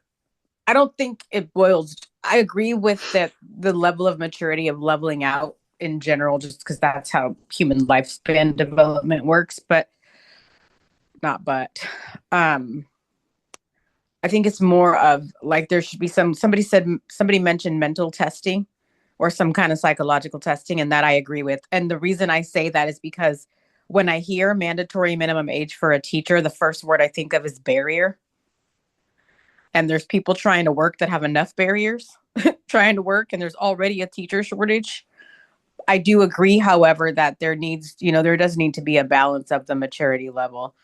In that particular instance, though, having said that, I could see how that particular 22-year-old should not have been teaching that class. And because the first thing I thought of when she was talking about filming students, it's like even if you were to show up to a random focus group you signed up for, they still give you something to sign, like a release before they take your picture. Like, when you're in that space that they are going to be filming you for whatever reason. But they have you sign something. So, and you should know, like, because if when it's your own kids, you don't want anybody just randomly taking photos and pictures and videos of your kids. I wouldn't want nobody taking, random photos of my kid. Who knows what your plan is? Honestly, I disagree with people putting their little kids on the internet, making them give them like grown up advice, making them dispense grown up advice or dance cute or whatever. But as far as like, there does need to be some kind of criteria in place the teacher's maturity and education level and just life experience, not even teacher experience, just life experience in general. There should be a minimum age. Definitely there should be a dress code, because I think Franzi was the one saying that these teachers be popping out going to teach eighth graders and they look like they're going to Club Nitro and all that jazz. And there's people the modest dressing thing applies in a lot more places than people people really think it does, like when you're teaching kids, it's not just that you're showing up inappropriate with your tight clothes. What example are you setting for the young ladies that you're teaching? Whether you're I don't care if that's your first time at that school and you're never going back. You may be the only example they see of somebody acting right, So show up professional, dress nice, your clothes don't need to be tight.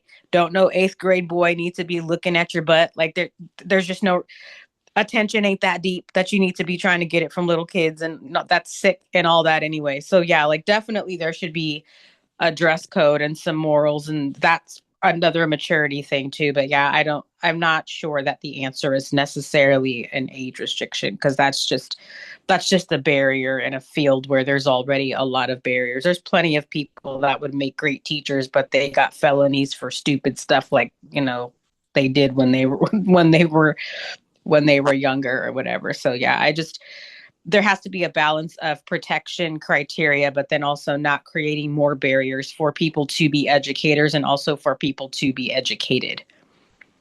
So there has to be a balance. That's what I would say. There has to be a balance.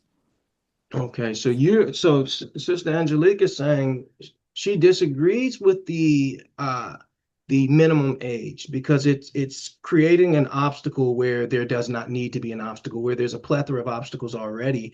But there should be some level of testing for balance purposes, right? Is that what you're saying, sister? Yep, that's exactly what I'm saying. Okay. Okay, let's get Chanel in here, sister. What do you think about what we just saw?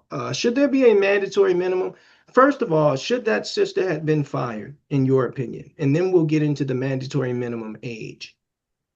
I do believe that she should have been fired just based on her one remark when she was filming that child online. Um, I believe that was kind of weird to say, especially as a 22-year-old. And then also, I don't believe that there should be a minimum in age because I don't think age makes you wise. I think it just depends on the person. But from what she was saying in the video, it seems like she has no type of teaching background. So maybe when it comes to substitute teachers, schools should be better at hiring these people instead of just getting a sub just because it's someone willing to fill in. Um, and then my other take on it, I just feel like it was kind of weird. Like you're filming the children, you're filming while you're in class. I know that she said that she wasn't filming while she was doing things, but it did seem like she was giving some sort of lecture. So I don't know if that was believable at all on my end. But I do feel like as an adult, you do know that you should not be filming while you're at work like that. So she kind of just brought this upon herself. It wasn't like the internet was hating. Well, basically on that one comment that she made towards the child, yes. But I feel like she knew right from wrong and she knew that she shouldn't have been filming or making those comments or even trying to dress like how she was dressing because it was kind of giving the vibe that she probably just kind of peaked in high school and was coming back to be a substitute teacher to seem like the cool teacher now. That's a great perspective. That is a really good perspective. Now, one last question, sister. What about the dress code? Do you believe that mandatory dress code for school employees is a good thing or a bad thing? I think it's a good thing because I've seen several videos with teachers dressing really provocative or like their skirts being super duper tight. I don't know if you guys seen online, there was a teacher called Teacher Bay that was going viral for what Mhm. she was wearing. So I do feel like there needs to be some sort of dress code so they can at least follow that. Um, but then also it just kind of depends on how it fits on your body because people are built differently. So I know that that kind of comes into play when it comes to certain outfits. That's a great point. You're right, sister. I'm familiar with Teacher Bay, as they call. And you're right about the provocative dressing, especially for young teenage boys. So I would have to agree with you on that, sister. Janae, jump in here. What do you think about this? So definitely should be a dress code because like there's a dress code in every workplace. You can't come with holy bummy clothes. So why do you think you can come with tight provocative clothes that looks like you're going to the club? I don't understand the mentality. And that goes into the maturity level. And that goes back into them. I don't It seems like you would have to fill out something to say that you're capable of teaching children. I would really want to like kind of maybe study that. Like, what are the qualifications of a teacher? Like, what do you have to do? Can you just, I graduated high school with my associates. Now I can teach math to third graders. Like, what is the qualifications at this point? And Chanel brought up a great point about substitutes because what is the qualifications for that? Are you just a babysitter? Because I'm thinking back to when I had substitutes, they knew nothing. They didn't know nothing about nothing. They didn't teach you anything. They just gave you like, oh, your teacher left this paper here for you.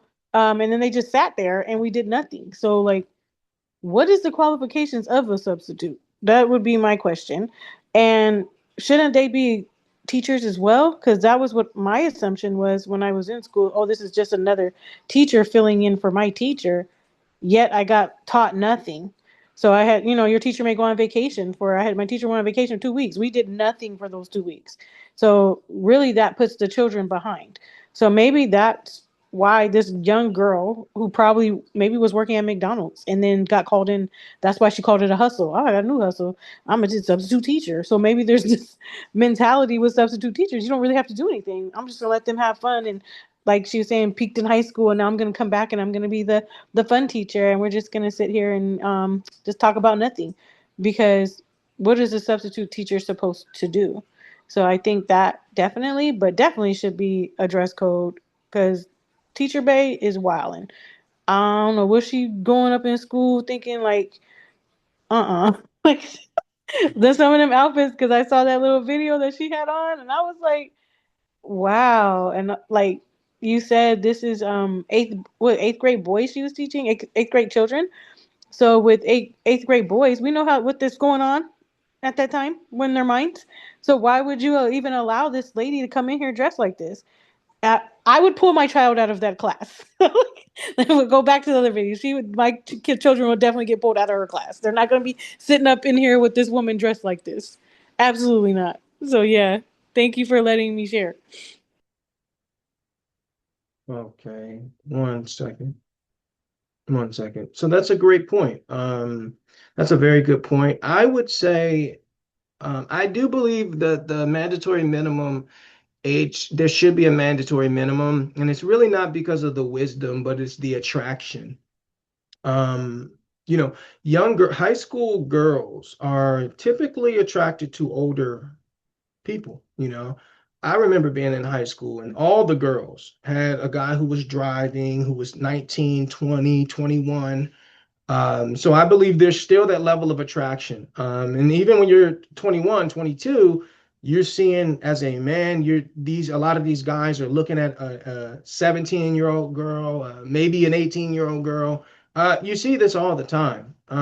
You see this all the time. So I do believe the more distance that you can put there, um, there'll be more protection. Because unfortunately, I know the truth that thousands of school employees are arrested each year for predatory behavior with minors. This is just a fact. Here in the United States, probably over 10,000 teachers just in the last, excuse me, not 10,000, 5,000, almost 5,000, not only teachers, but you had coaches, you had people that work in these institutions. So I would, because I know that truth, they've already put in some stipulations where a teacher cannot have a child's or student's social media. They're not allowed to communicate outside of school. The schools now have like a website or an app that you can only talk to students through this app because the problem is so it's so common that students and school employees are unfortunately, are doing things they ought not. So, once I learned those numbers, I was flabbergasted. And I would encourage you all to look into those numbers, because if you knew those numbers, you would know these schools are very dangerous and you have to protect children, right? As a man, my number one priority in life is to protect, right? To protect children, right? To protect the weak. And a lot of those predators, as I think it was Quran was saying, right, if you're a predator and you're a pedophile, you're going to go to where the children are. Because why? I can legally be around children here, right? So I'm going to find a way to legally be around children, right? And a lot of them go there. And as far as the dress code, I do believe the dress code is important. And the reason why, I know some younger teachers want to be hip and want to be cool and all of that, but your apparel, your apparel sends off it sends off a certain image. Not only image, it communicates something, right? Um every outfit you put on is communicating something. So, whether it's a woman wearing something skin tight who's got her chest pushed up to her chin, or it's a brother who's trying to you know, dress in a way that young girls would be attracted to. I do believe when you come to work at a school, as a employee there should be some level of, you would need to wear some level of business casual type of attire. So I do believe that. And once again, the reason I believe that is because of, it's our primary, especially as men, it's our primary duty to protect children. Okay. And children are being, this is the worst time in the history of civilization for children being abused and other things, because we've opened the door to this sexual perversion, right? You go to pride parades and you see children there, you see men shaking their junk in the face of children, right? And unfortunately, it's usually mothers who say, well, I want my child to know what's out there, I want them to experience the real world. And as a man, I think that is, it couldn't be further from what I believe God would want us to do. So, as far as the mandatory age, I think 26 is good. I think Quran said 30, which, you know, that would be good. And that doesn't mean even at 30 and 40, a lot of these teachers, you see sisters, women sleeping with 16-year-old boys. Do you know how many teachers just this year, usually European persuasion, sleep with 15-year-olds and 16-year-old boys getting pregnant? Like, this thing is, it's hidden, but it's common. Okay, it is common. So, I wanted to put that out there before we move on to our next topic, and this could potentially be our last topic, depending on how far this goes. Okay, so we're going to put that to rest with the academic institutions, as far as the teachers, the tutors, the instructors. Now, let's go into the abortion clinic. Okay, we're going to show you what's going on in our society and get your opinion on this. Put aside, maybe you've made decisions, put aside any decision I've made in the past. Today, in the mind that I am, how do I feel about what we're getting ready to see? Okay. Taman and Jackie, this was a disturbing discovery for this family after their loved one died. The Will County Sheriff's Office says the family's attorney contacted them on Thursday. That's what I'm told. They discovered the fetal remains inside the doctor's home. Dr. Ulrich Klopfer was a well-known abortion doctor in Indiana who died earlier this month. Police say his family was sorting through his things when they found thousands of fetal remains at the doctor's house in Crete Township. They contacted the Will County Coroner's Office to properly remove them and then got the Sheriff's Office involved. Detectives say there were more than 2,200 medically preserved fetal remains on his property. They say there is no evidence any medical procedures were performed there, but Dr. Klopfer had 3 practices in Gary, Fort Wayne, and most recently South Bend. They all shut down several years ago. The state revoked the doctor's license in 2015 after he was accused of not reporting an abortion on a 13-year-old girl. I spoke with the family's attorney by phone this afternoon. He tells me they are fully cooperating with this investigation and stand by what the police have reported. Meanwhile, police aren't saying much more than the statement they released today, and we are expecting more details in the coming days. Reporting live from the Will County Sheriff's Office, I'm Kelly Davis, WGN News. Okay, brothers and sisters. So the question is, can you be a God-fearing abortion doctor? Can you be a believer, a God-fearing abortion doctor? Does that exist? Can you be a quote unquote Christian, right? A follower of Christ as an abortionist? What's your opinion on this, brothers and sisters, today as you see it? Yeah, you can be a Christian, abortion doctor, practicing Christianity. A lot of them are probably Christian or claim to be Christians. However, you can't be a Christ-like um, one who disciple who's doing that particular work, especially when the Most High tells us that murder is wrong. So Okay, so you say it's impossible to be you're saying be a part of the religion as a Christian, yes, you can, but to be a follower of Christ and to be engaged in that particular profession, you're saying the two things cannot go together. water and vinegar don't mix. I agree, brother. I agree. Let's get some of you other brothers and sisters in here. Do you believe you can be a God-fearing abortion doctor? This man had, they said, 2,200 fetuses in his home that they found after he died. So this was the doctor, right? So let's put it on the table. What is the mind frame of these doctors? Can you be a follower of Christ? Can you be God fearing? Can you be a believer of God's word and also simultaneously live as an abortionist? No, I Elaborate believe on that.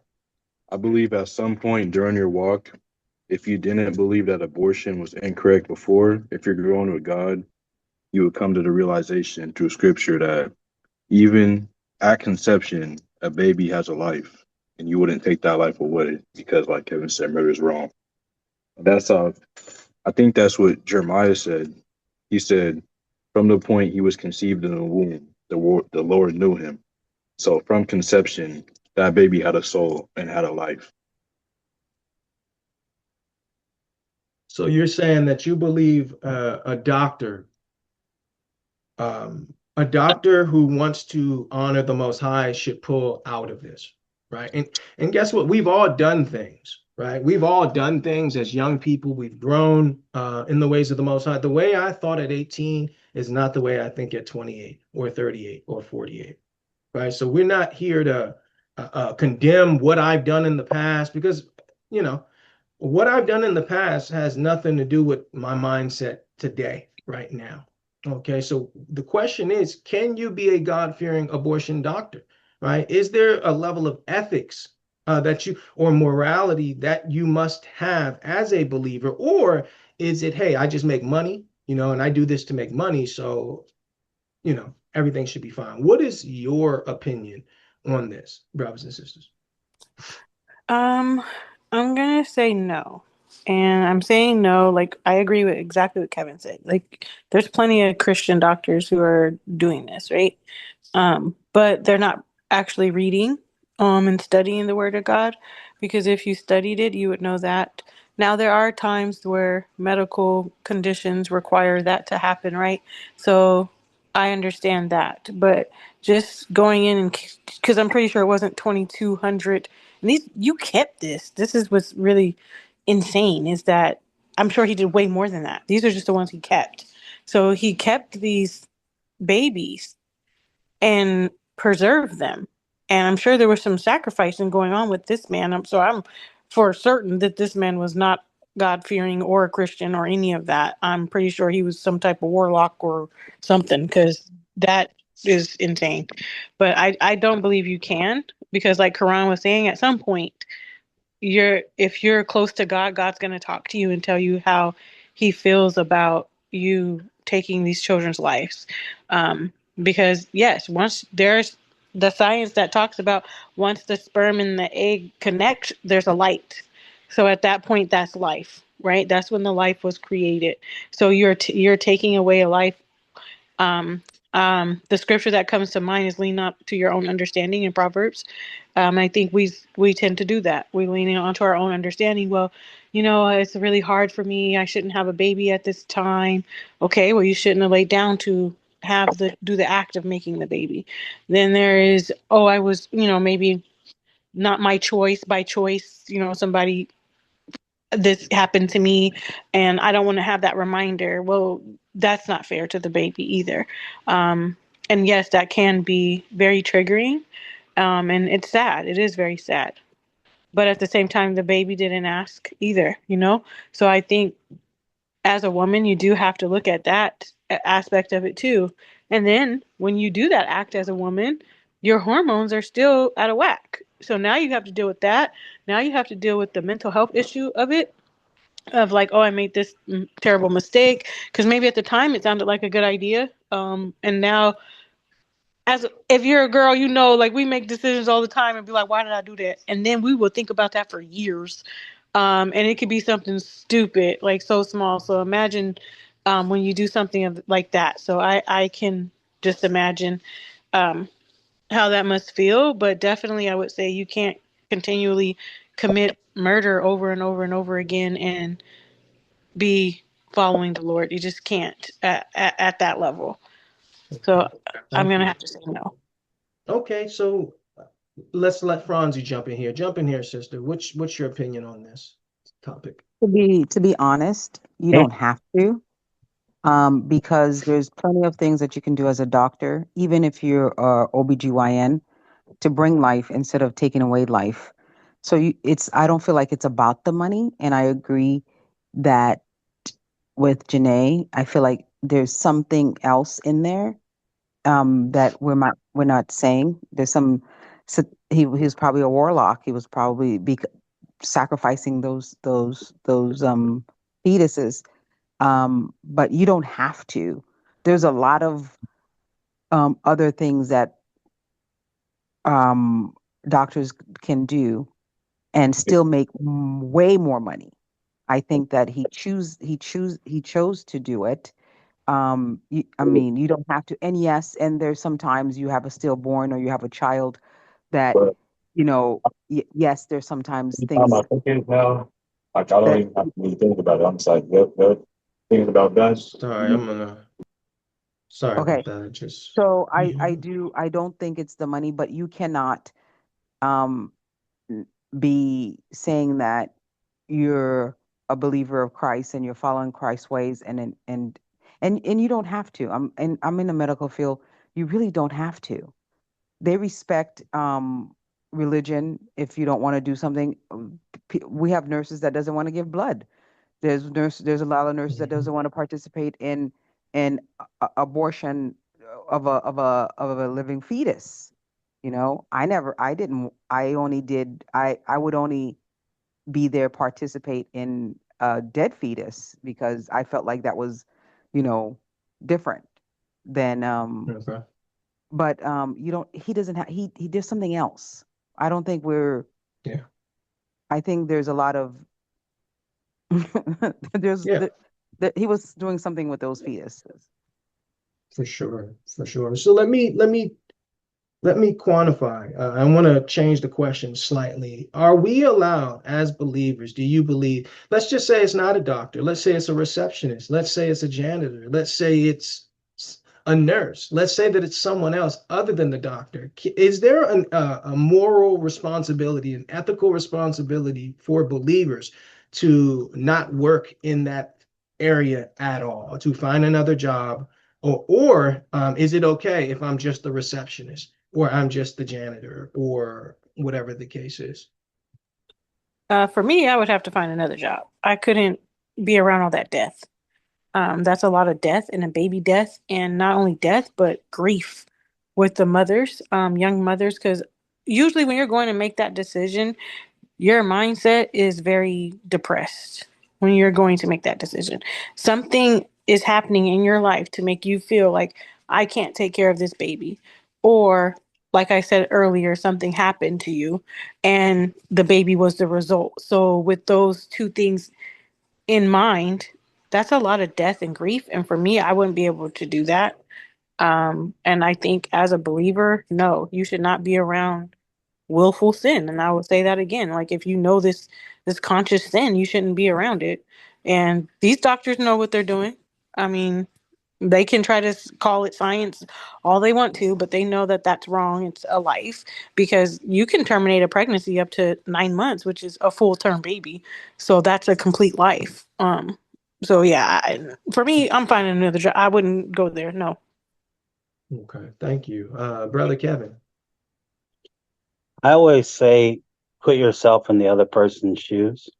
And when I say persons in this particular case, I'm talking about the lives of the people who, a lot of them would be, obviously we have every year millions, if not hundreds of thousands of abortions, but people who could hypothetically, if they were to come back today and see and ask the question why, to not just their parent, but to the people working in these facilities, why would you even participate in a situation like this? You know, um, it would be very hard for those people working to, have a legitimate explanation, or at least one that can give these people solace. And I'll be transparent and share with some of you. There's maybe a couple who know, but my mother was sexually assaulted, and I am the result of that. And she chose not to abort me, um, and she chose to act out of love, in spite of something that was not loving that happened to her. She, it's not, it, unfortunately, it wasn't a situation to where she didn't know who the assailant was. Obviously, they went to high school together, went to all the prom stuff and all that. But um, you know, I, as a person of something of this happening to, or a result of this, I would be one of those persons, asking the medical field, why, why you choose to work in this particular line of work, why, you know, is it gratifying to you to take life, to be a part of it, to even um, file as a receptionist, file the appointments and do all that. I mean, it just ultimately it's a sad situation, an unfortunate situation, a situation that, like Janae said, I would encourage anybody to find alternate or alternative employment. So. That's a great point, brother. We appreciate your vulnerability, your honesty here, brother. It means a lot. It means a lot. Franzi, jump in here, sister, please. The thing is, I I I'm blessed that I even if being in the medical field, I didn't have to. I had a choice to, but at the same time, there were certain instances that I had patients that had abortions, and I felt like I was there to help them.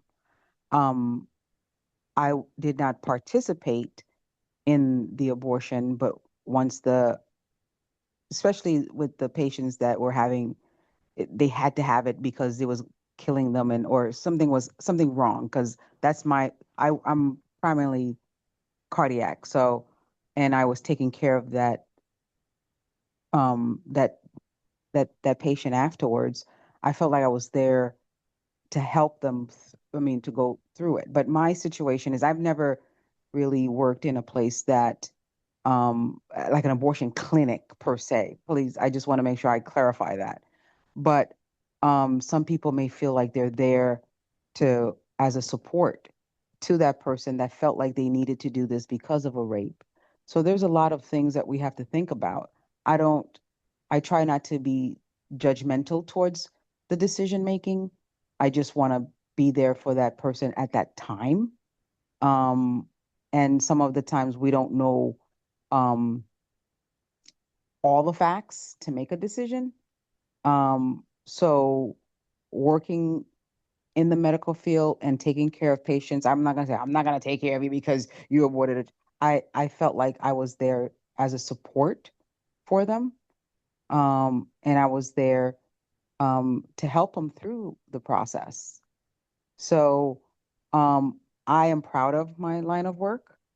Um, so maybe the receptionist um, may feel something, but we don't know everything. We have to look at everything.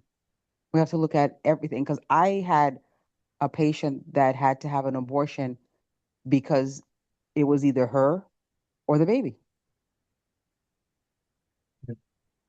Her heart was not the baby was going to die because she could not physically bring the baby to full term. She couldn't. So both of them would end up dying. Right. So we have to look at and I knew this, and I mean it was devastating, but what do we do? I took care of a patient Mhm. I mean, I took care of a patient that had cancer all over and end up being pregnant with twins. Mhm. She was go through chemo, and it couldn't. So there is a lot. It's not like I said. It's not just the abortion. I'm not looking at the abortion. I look at the patient, the person behind the abortion. So Yeah. I'm not saying that you should look for another line of work, but you don't know what's that receptionist may be giving counseling. That receptionist may, you don't know. Yeah. That's a great point. And for anyone who may be watching this broadcast, who, we're not here to judge anyone, because we've all done wrong. And as you get closer to God, your vision becomes clear. There's a organization called Preborn, and I would encourage people to donate to Preborn.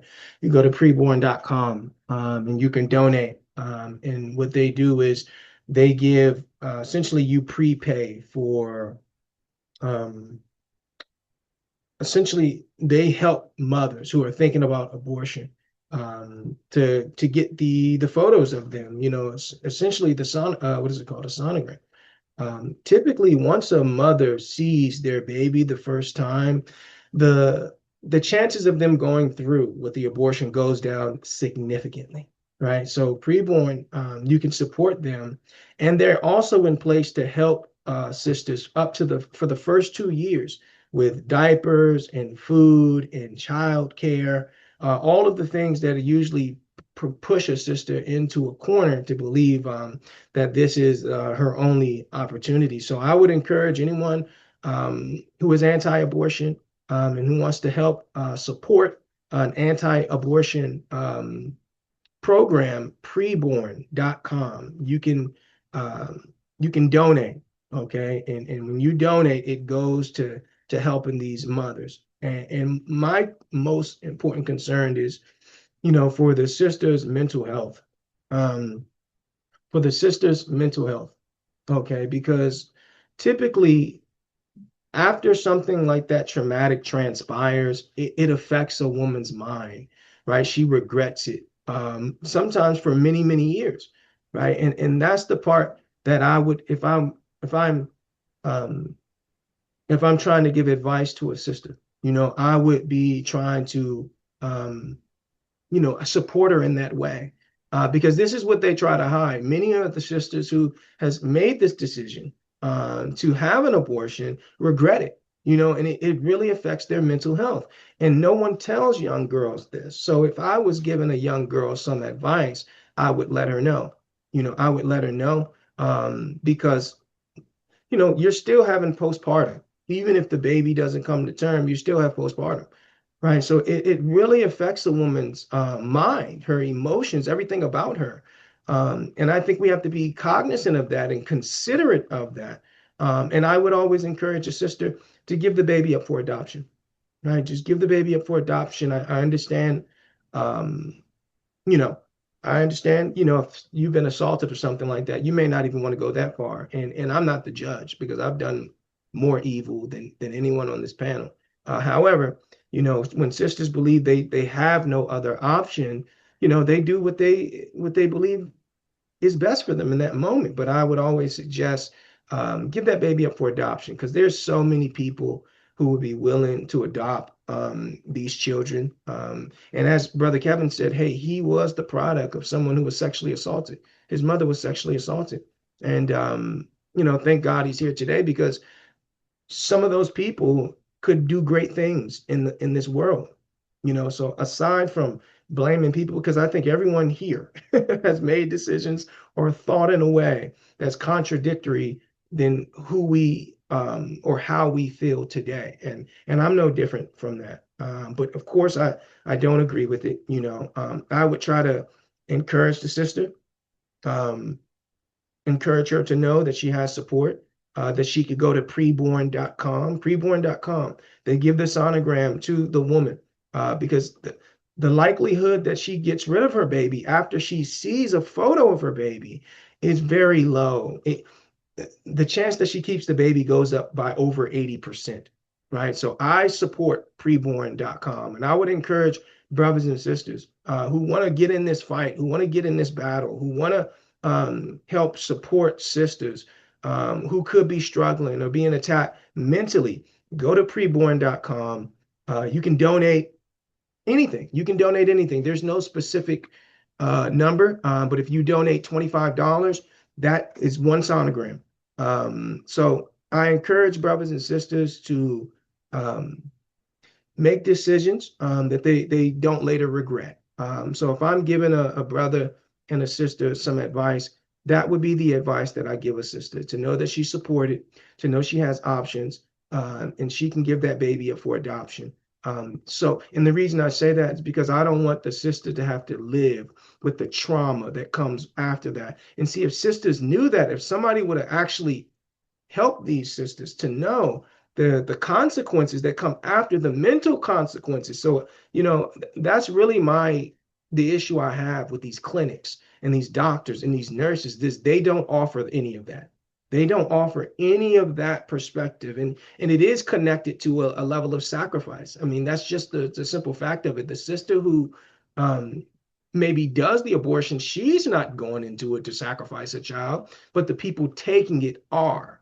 Okay, jump in here, Franzi, please.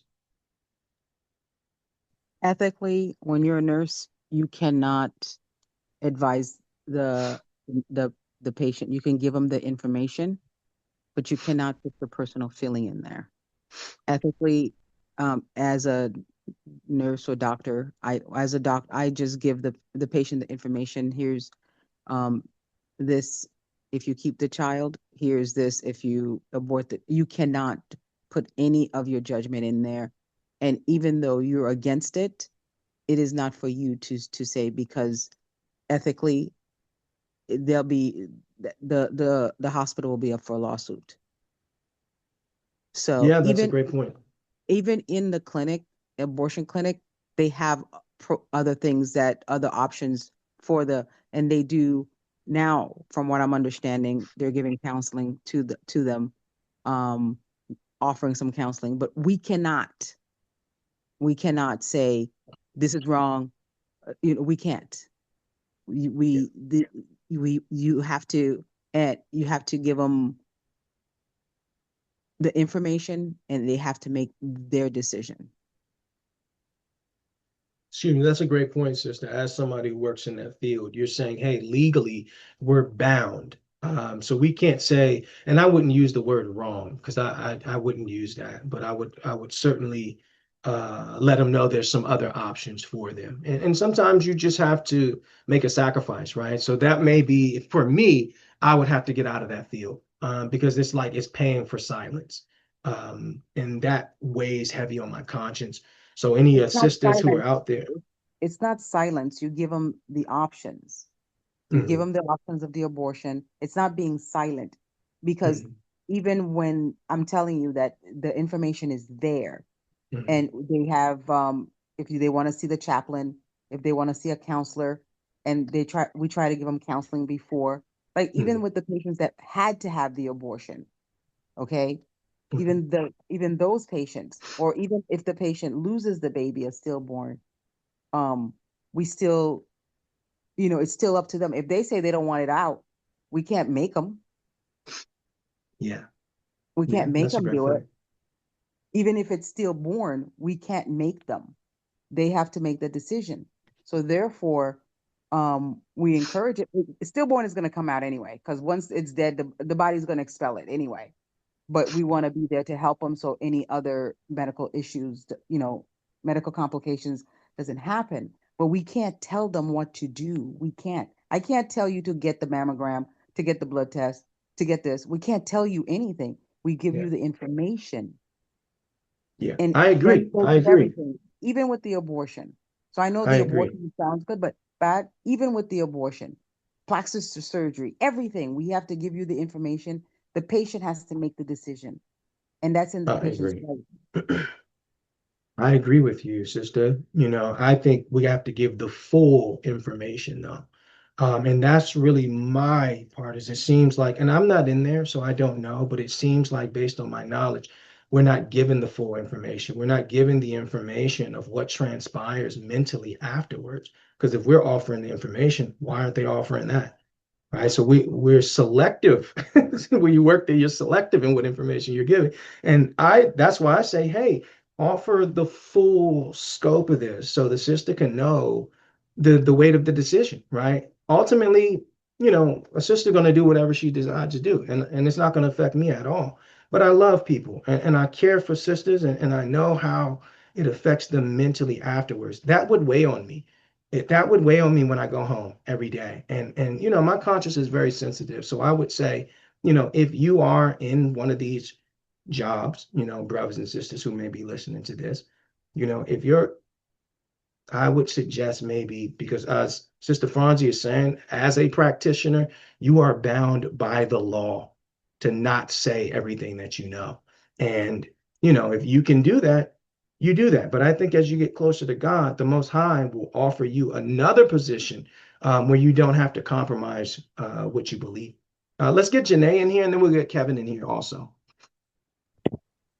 Yeah, I just wanted to say really quickly that tonight we've talked about quite a few heavy topics, and that I appreciate that, and that everyone's entitled to their opinion, and that we, as a collective, as a church, we don't judge anyone, like to say, oh my gosh, you're condemned because you're homosexual or you had an abortion. We're not doing any of that. These are our opinions, and what we believe, and everyone is entitled to that. We've all made mistakes. We've all done different things, different sins that could be bad. On all levels. I think Sister Angelique said earlier, like, all sin is the same in God's eyes, right? Sin is sin. It's a transgression of the law. And so when you don't know the law, like you can get a ticket for not knowing you did something wrong. So it's the same thing. But as you know, okay, now I won't do that again, right? Because I know that that's going to cause an issue or I'm going to get a ticket or something of that nature. So I just want the people who are watching this later to know that as a church, we're not condemning anyone. No matter what you're living, everybody has an option to come to God, and that's what makes God so unique amongst other religions that are out here, is that no matter what you've done, what you're gonna do, as long as you repent and you truly turn away from that and don't want to do that again, and are trying and striving to be a good child of God, then He accepts you and He loves you, and you're welcome in open arms, and you're definitely welcome amongst us. We're all sinners in this group, and we all know that, and none of us are better than anyone. And I just want to leave that open for anyone to know that you're welcome. You're welcome here. We won't judge you. And just would love to see more people grow with us. I think when we came into this is, I've been to lots of churches, and this church definitely is open arms and understanding. So it's a good place to be. So I just wanted to say that. Let's get Brother Kevin in here. I think there we go. Yeah, I just wanted to say, I agree with what Janae just said. I think that's a profound statement and so needed. And thank you for that, sister, to give everyone some understanding. And then I have to go back to what Sister Franzi was saying. I agree with her completely. They are bound by a lot. And but I will say one thing in regards to that: the Most High is looking for, as you've said numerous times yourself, Sid, he's looking for rebels. And I have a book club full of rebels, women who work in the medical industry, women who've been in nurses for 30, 40 years. And one of them, share a quick story.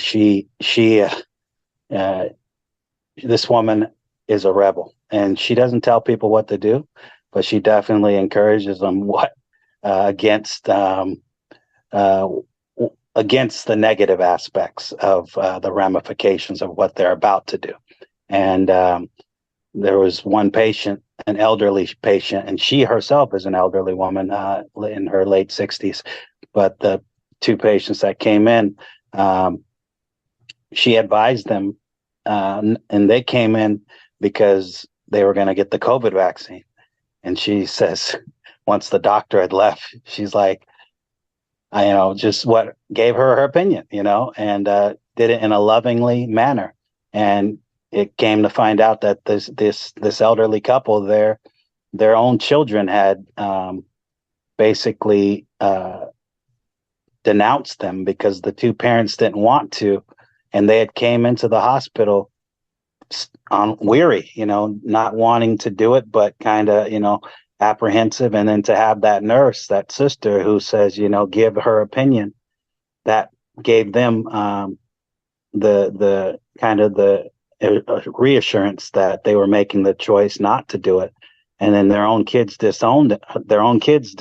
And then so they adopted the sister who is the nurse to be their surrogate daughter. And it's they end up, not to make it about money, but they're a very rich elderly couple, and they're flying her around the country, taking her on vacations, and just because they appreciate the fact that that she helped them out. And so ultimately my point is that I believe the Most High is looking for rebels. And if you're going to be a rebel, you have to be willing to make sacrifices and do things that go against the so-called grain and norm. And but at the same time, I certainly understand the ramifications of that they can use to potentially sue the hospital. But there's always ways of doing it, just as you said, Sid, in regards to how you would go about taking your child. You don't have to always say exactly what, we have to be wise sometimes and use different wordings to, go about, getting our point across. So. All praises, brothers and sisters. We talked about a lot today. We talked about a lot today, and this is a church platform. Even though a lot of these topics are not religious, this is a church platform where brothers and sisters are going to come to get a biblical perspective on some things that they see. So I certainly appreciate brothers and sisters because your experience is your expertise, right? We all have different experiences. We're in different grades. And we need that. This particular part of our ministry is going to be very important for brothers and sisters because we're not here to judge anybody. I mean, for those of you who know me, I'm in no condition. I'm in no position to condemn somebody. But I will speak what the truth is in love. And I encourage all brothers and sisters to be courageous. Be courageous and be wise. Be harmless as a dove, but wise as a serpent, brothers and sisters. Okay, this was episode 2 of Righteous Reactions. We want to say, Kwam Yasharala. Kwam Yasharala. Sin no more.